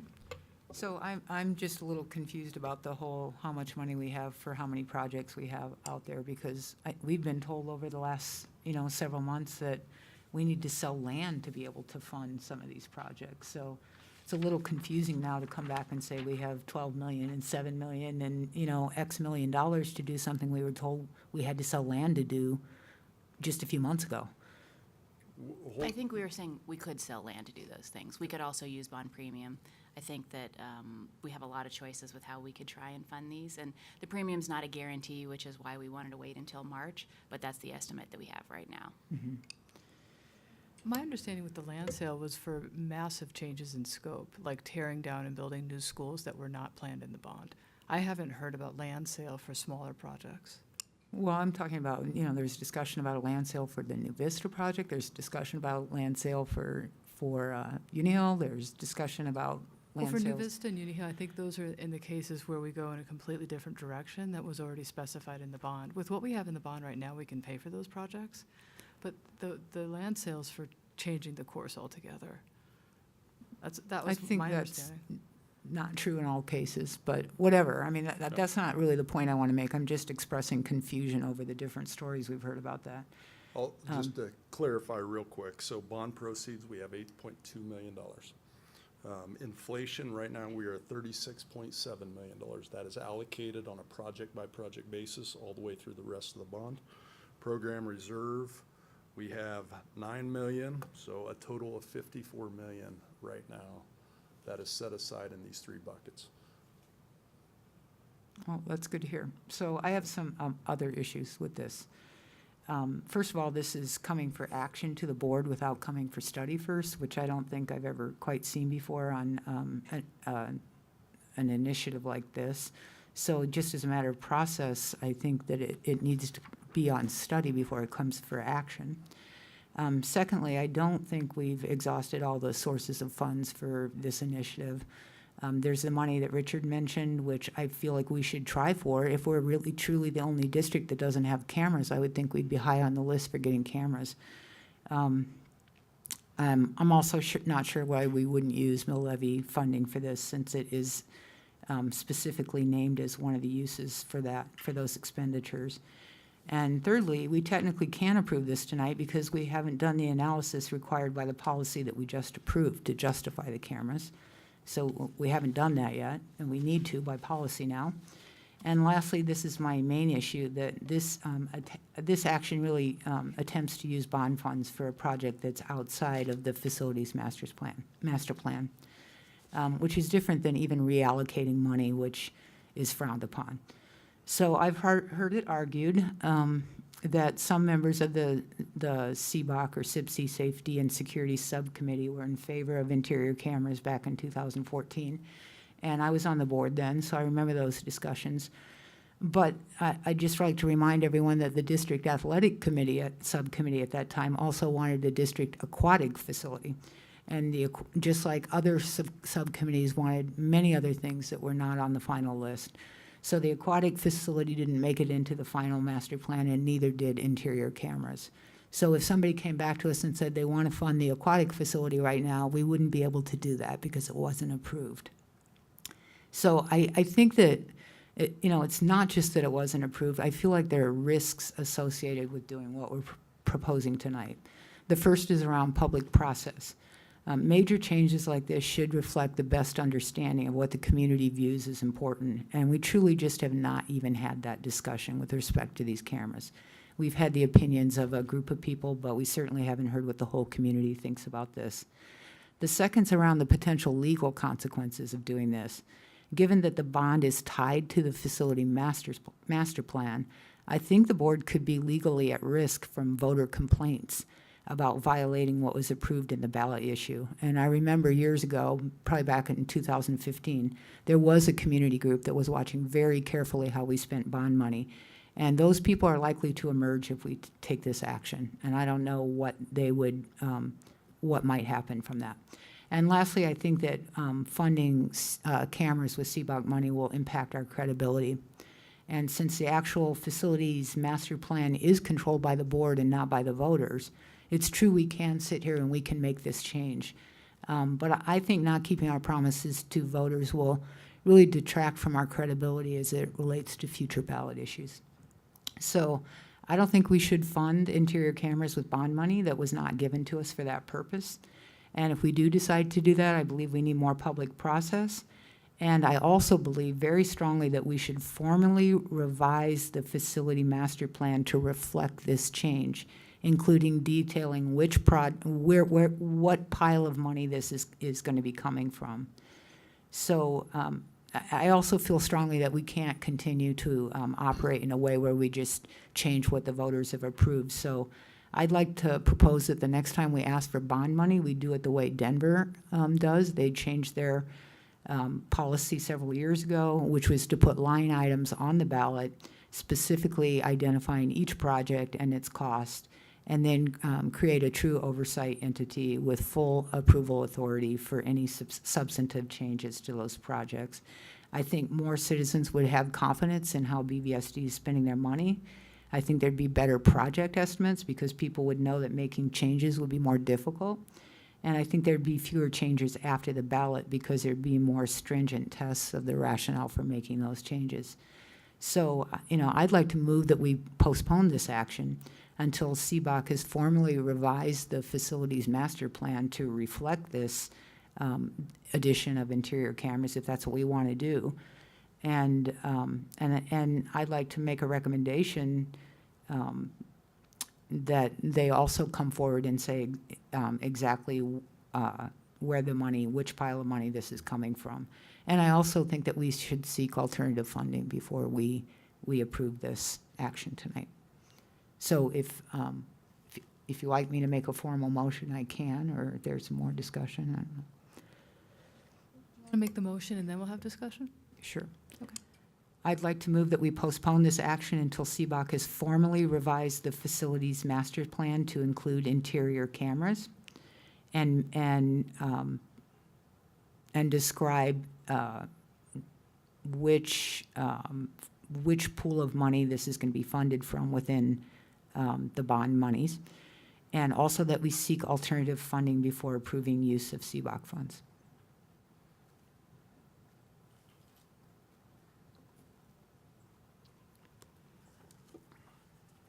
Seconded by Donna, and discussion. I have a couple of questions. So we've made a lot of changes in scopes around projects. So we added a new gymnasium to Manhattan that wasn't in the bond, and we did not amend the master plan. We've made some very significant expansions and reductions, and cost estimates have changed. And I don't see the interior cameras as significantly different than those changes. So I'm wondering why the interior cameras, which are under the safety umbrella, are different than a gymnasium, which was completely unplanned, but we did. Well, changes to Manhattan were in the master plan. Security is in the master plan. Yeah, but not specifically exterior cameras, not interior cameras. The gymnasium was not in the master plan. Interior cameras at the time were against our policy. There's no way they could have even been considered in the plan. I mean, I think this is, I don't see a huge issue with this because security was clearly called out. And now that we've heard from the principals and we've heard from the community, and I disagree a little bit about the lack of public participation. I have seen people have come to the board meeting, and we've had this on multiple agenda meetings. So anyone, This wasn't posted at a board meeting as a study action where people could go and see it on an agenda, interior cameras have been on the agenda multiple times. And not posted as a study item well, but for we don't for have public comment. Yeah, but We've they talked could have about it in come- work sessions. No, we have had it in public meetings as well because we discussed the policy, and there was no issue with the policy. Well, that's not the same as funding it out of CBOC money. But that came when CBOC made a presentation about that, didn't they? I'm Yeah. talking about public input It into was- whether it's The CBOC appropriate. presentation was public. Yeah. So, I mean, CBOC coming and presenting on it without it being posted as a study item that we're going to be taking action on potentially in 2 weeks is not the same as posting it do you- as a study item. but we don't do that with CBOC changes. So we didn't do a study item. This on isn't a gymnasium. typical CBOC change. This is an addition of a brand-new initiative that was not a part of the I facilities think that's master where plan. I disagree a little bit. I just view this as an extension of the security piece, and I don't think it's that big of a deal. We have exterior cameras, and we're adding interior. There's a huge difference between exterior and interior cameras, and that's why we had a policy against it for the entire time that I've been on the appreciate board. that, yeah. So I don't think we can just dismiss it and say that it's the same. It's not the same, or it would have been in the policy. Okay. Other comments? So if we do what you're suggesting, Shelley, how long would that take? How long would it take for CBOC to come and whatever they have to do with the? We would not amend the master plan until it's approved. So typically, CBOC would take action. They've taken action to date. And then once they've approved it, then we amend the master plan. We wouldn't do it vice versa. So, and that's what they've done tonight, is they're recommending approval of interior cameras. If the board approves, then we'll amend the master plan. Oh, you do it after the fact. Yep. Let's be clear, CBOC has already supported this recommendation. That is correct, and you should have a CBOC letter. is very clear, they think this is an important recommendation for the district. So I'm really hesitant to go back to them and say, well, you need to do it again. And that's what we'd be doing, because they have been very clear on this issue, and I've heard them talk about it. And if we go back and say, well, you need to do it again, I don't know that's how you treat your citizen advisory committees. That's not how it works. I mean, they could come to us, Cindy, and they could say, we want an aquatic facility. They can't come and say that. It's not part of the master plan. You can't just make up new projects and put them in the master plan. And I think, Shelley, that's a really good question. I think it depends on how you define safety. And this is a safety aspect for our schools. And I think it's a good question. I think it's certainly different than an aquatic center. Well, they clearly defined in the master plan what safety and security initiatives that were going to be funded.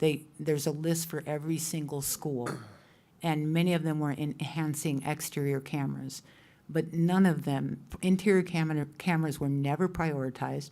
The public when the public looked at what we had prioritized in the master plan, they prioritized, they ranked what we had put in the plan.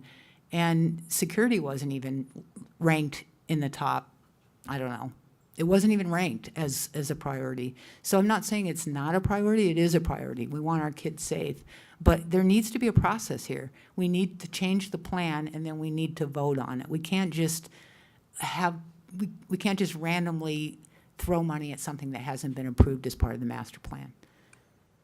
It's bad process. Other comments, Donna?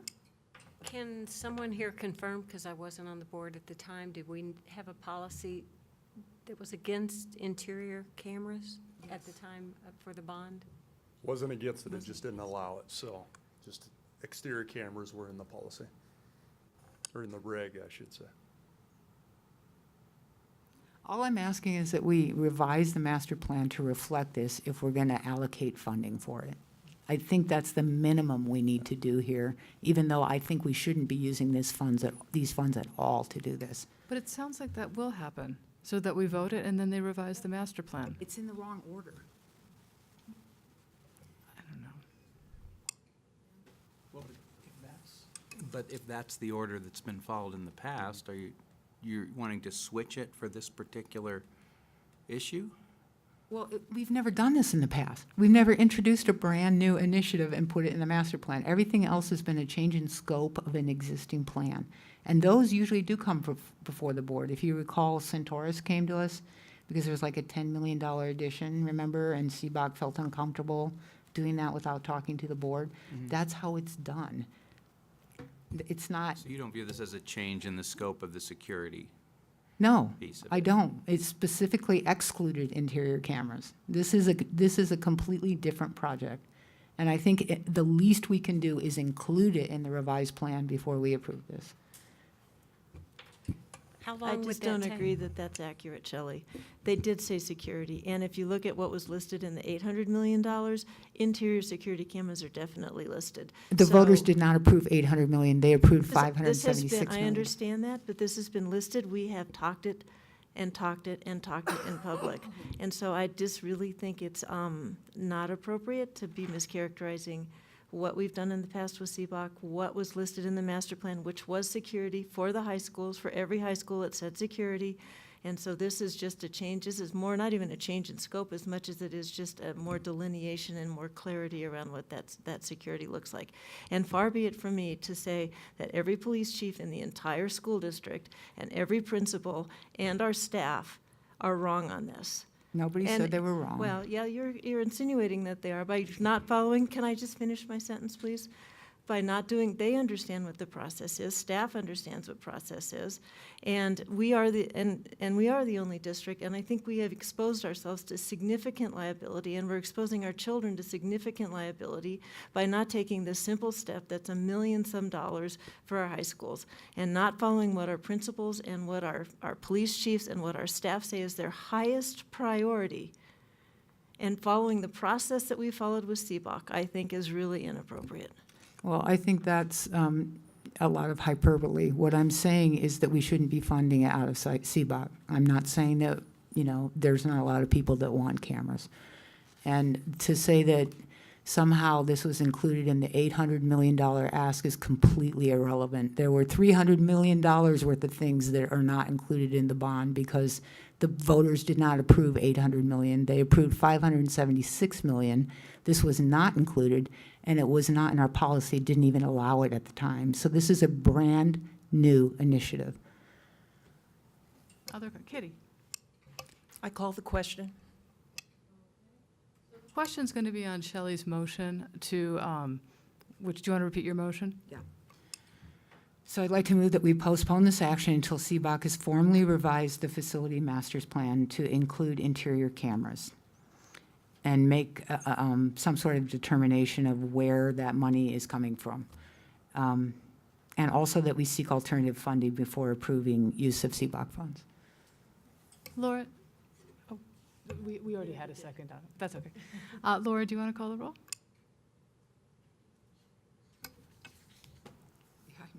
This is on the motion to postpone. Benford, Yes. Fuqua, No. Garcia. Yes. Gebhardt. Marquis. No. Myers. Sergeant. No. Motion fails. Okay, and do we want to call the roll on the other motion on the table, which is to approve 8.1, request to use bonds? Want to call the roll? Benford. What's the question? Sorry. To approve.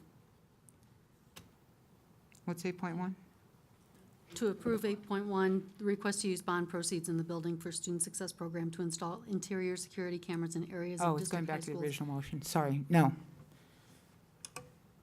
Fuqua. Yes. Garcia. No. Gebhardt. Marquis. Yes. Myers. Sergeant. Yes. Motion passes. Okay, moving on to our next, it's 8.2, Resolution 1817, support of recommendation to create RTD youth and low-income passes. Okay, did everyone have a chance to read this?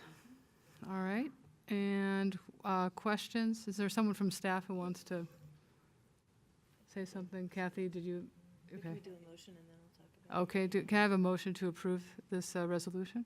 it. So moved. Second. Okay. Discussion?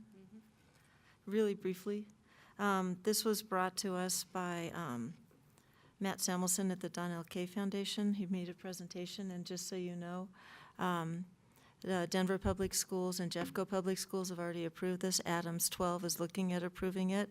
And I just have a couple talking points in support of it, and that is that most our youth are transit dependent, and they're either too young to drive or don't have access to a vehicle. Transit is their opportunity at mobility. A youth pass would be a tremendous benefit for our youth in Boulder Valley and Denver Metro. And even with the 70% discount, I just have some numbers if people want them for what this would do for affordability for our at-risk youth to be able to have such a pass.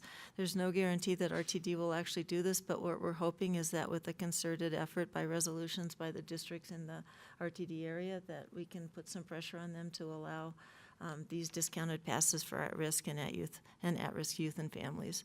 So if anybody has any other questions, I'm just trying to move this along. I'm happy to provide some more details on the data. Any discussion? Yeah, so have we had any initial conversations with RTD about this? RTD did come and meet with us and talk to us about what other school districts were doing and what their resolution and what it would do for our kids. So they did come and meet with us, yes. And are they willing to do this? Well, I think so.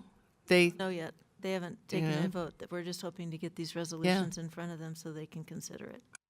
They certainly have their plans developed. So I just have a question. In the past, especially over with our transition kids, we were given bus passes, and RTD had an agreement with us to do that. What's the difference here? Let me try, or do you want to, you probably can do better Well, than we I don't do. have RTD doesn't have a process to allow our at-risk youth and low-income families to have these discounted passes. There may have been, I don't know what your deal was with them, but there might have been one-offs for certain special populations that you were able to get, but as a policy, they don't have this yet. We purchase those through transportation for our students. So in this way, we just purchase them at a discounted rate. Saves us some money, okay. All right, so shall we call this to a vote? Everyone? Laura, do you want to call the roll? Oh, wait, okay. So why didn't this come on study before action? Did you all just find out about this? They were in maybe 2 weeks ago. Yeah. We've only known about it for a couple of weeks. And it doesn't seem like something that is a huge issue because, first of all, we're working with RTD. Second of all, we don't have the program in place yet. All you're doing is a resolution in support of reduced rates for our at-risk students. You're not saying we're going to put all the kids No, on I know, RTD. I know, but I think we've had resolutions on study before they came on action. We've done some, like we did a memorial not on study, a name. I think we have done things not on study, just on, sort of based on. What is the policy on that? There Well, must be I one. think, yeah, we should probably, well, I don't think we have one on resolutions. And I think it depends, do they really act like policy? They don't sit with our policy. You can't find them through our policy page. Melissa, do you have a? I mean, the only thing in policy that talks about this study and action is for adopting board policies. So our practice over time has been, if we are anticipating a large discussion about an issue, then they put it on study and then action. I mean, we try and use, that guidance and the board's prerogative in terms of how they ask for things to come forward. I think the other piece And is we can always postpone. we do have another requirement around the budget, that it has to go through a public process prior to adoption. But those are the only two things I could find for actual policy in the budget. So, any other questions? Okay. You want to call the vote? This is to approve Resolution 1817. Benford. Fuqua. Yes. Garcia. Yes. Gebhardt. Yes. Marquis. Yes. Myers. Yes. Sargent. Yes. Motion passes. Okay, agenda setting. So I have two things. One is whether we wanted to put on a resolution supporting Boulder City Council's gun guidance. Any interest in putting that on the next agenda? Might be too late, actually. No? All right. The other is coming back. Well, we'll skip it. I think it might even be. I'm sorry, did you say a resolution on guns? Mm-hmm. Okay, I just wanted to double check that. Thank you.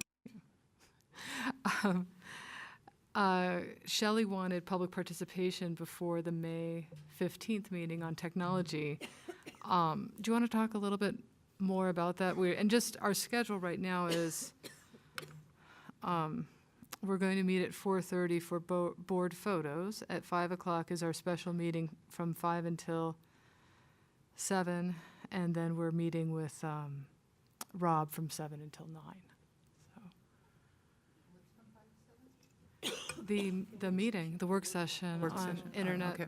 It's listed as staff and student internet and communications policy, cybersecurity, internet filtering, and I think we've thrown cell phones into the mix. Yeah, well, I think a 2-hour work session is,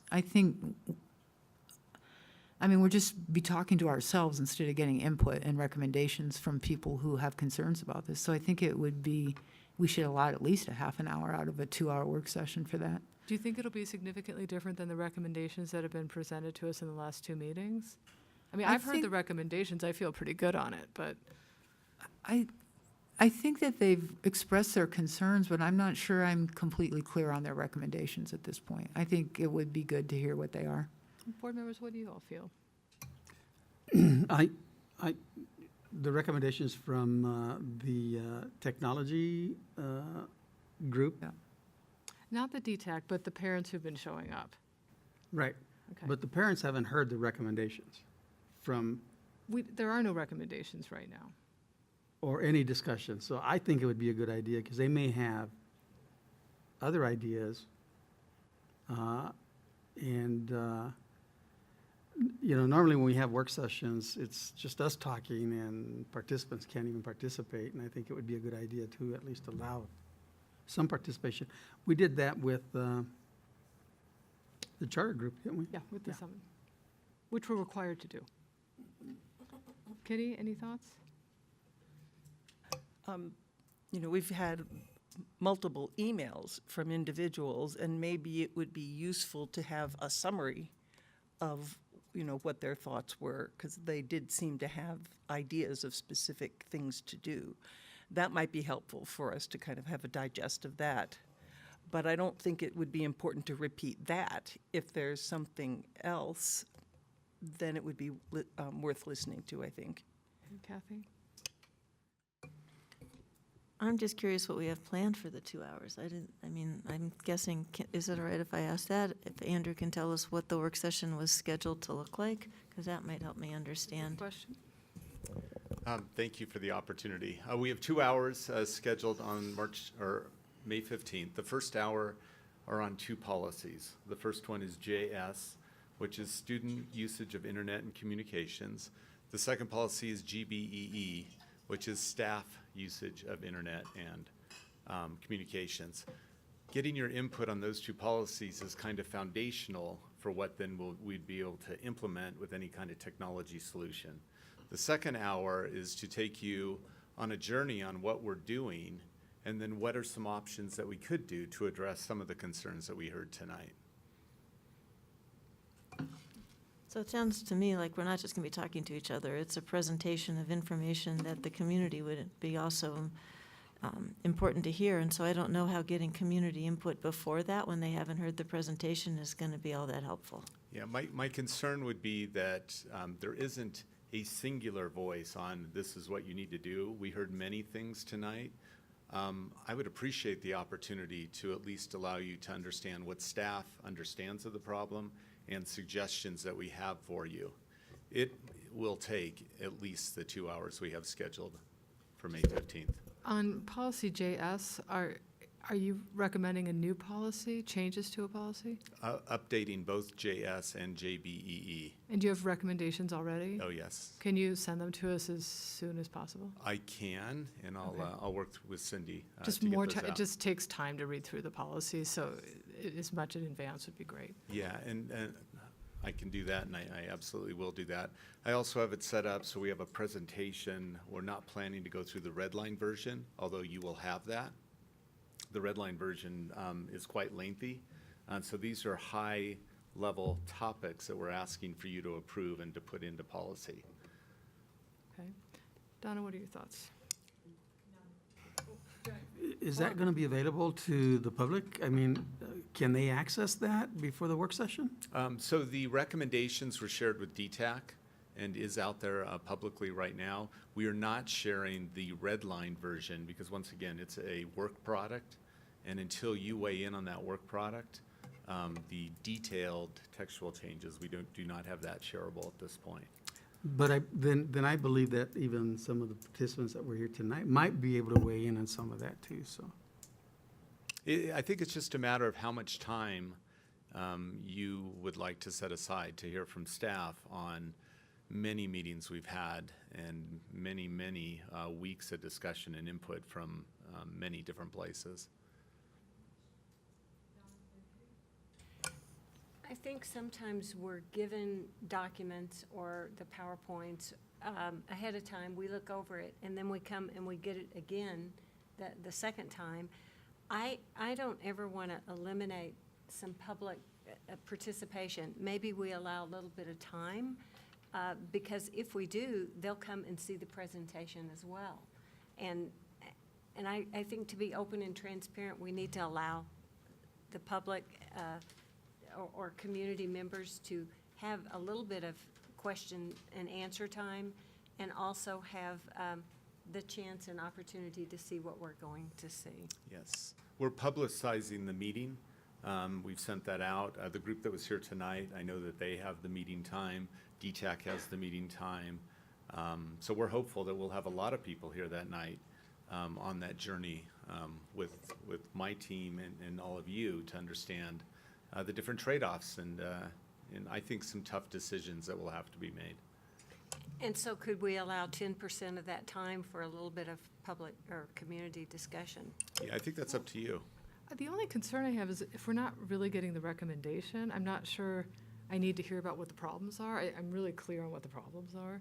So I would rather spend the 2 hours just learning, because I have a lot of unanswered questions personally, and then whatever we decide to do to take action, we can allow for public participation at the following meeting as a reaction to whatever it is staff is looking to present. I mean, that's my own personal thought at this point. Katie? Well, I just want to take back what I said earlier, that after I've heard what we're going to be talking about, I think going through it, like Tina said, understanding it. Public will be there, and they'll have a chance afterwards to weigh in, and I think that is a better process, because if they weigh in before, it's useless information from them. Well, and the other thing is you're revising a policy, so it will be on a board agenda. So it's not like you're cutting off the public's opportunity to comment on the policy, because if you revise it, you have to accept it. And I don't know how just allowing 10 minutes is going to help, because then you're going to cut people off and they're going to feel like they didn't get their say, and they'll have this, we're not making any decisions, it's a work session. And we haven't heard from staff yet. And so we've heard from the public on several public meetings, and so I'm looking forward to hearing from staff and continuing the engagement in the conversation going forward. Thank you. I think one of the frustrations sometimes we feel is when you guys are getting all this information from other sources, we don't have a direct conduit to you to try to directly answer those on a one-off basis. We refrain from doing that because it complicates things.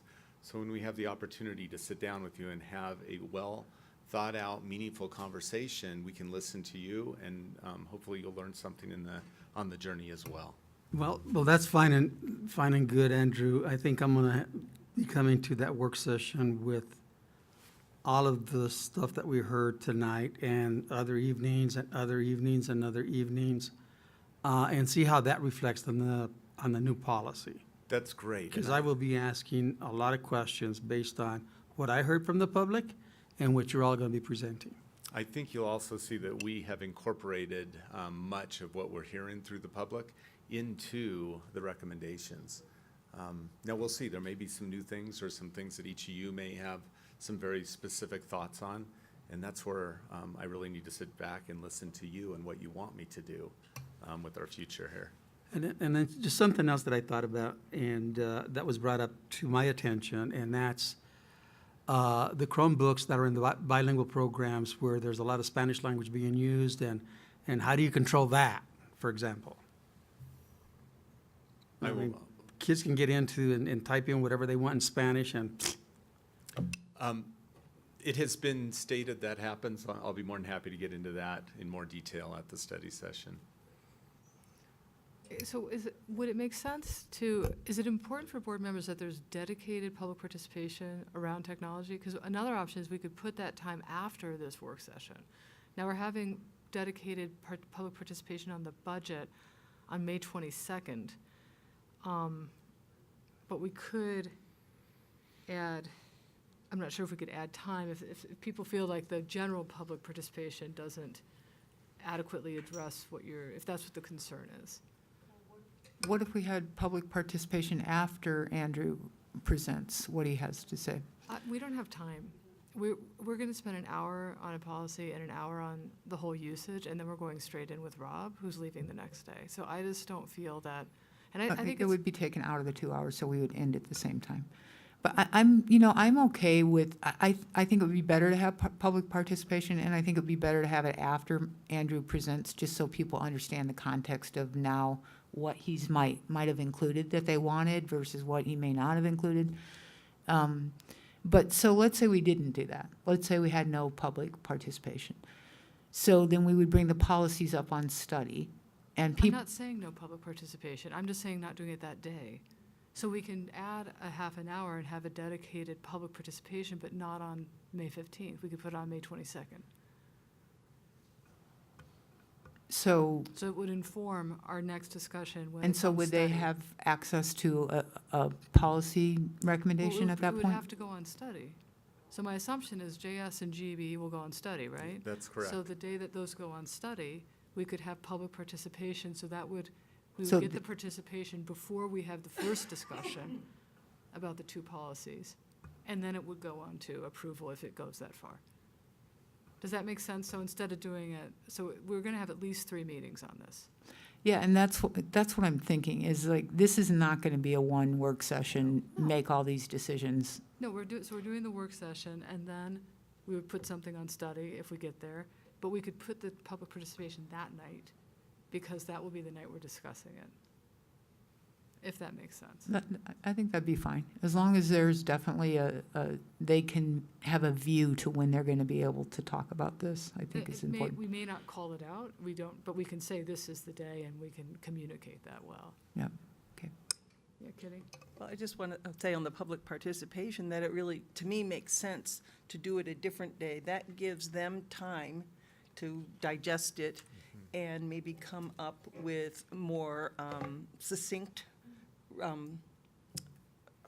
can't even think of the word, suggestions, rather than doing it right there at the spur of the moment where they haven't had time to really think about it. I mean, we're taking a lot of time to think about it, so if we give the public that same time, we might get some better input from them. Okay. So if we're okay with this route, we'll sort of, I don't know what's going to happen after next Tuesday's meeting, so I don't know what our timeline looks like. I don't think we have anything on our agenda for those two policies, so I don't think those have been even slated for the next month and a half that we're still Right, we're meeting. waiting for your input before we formally put things in motion. Any other agenda-setting items?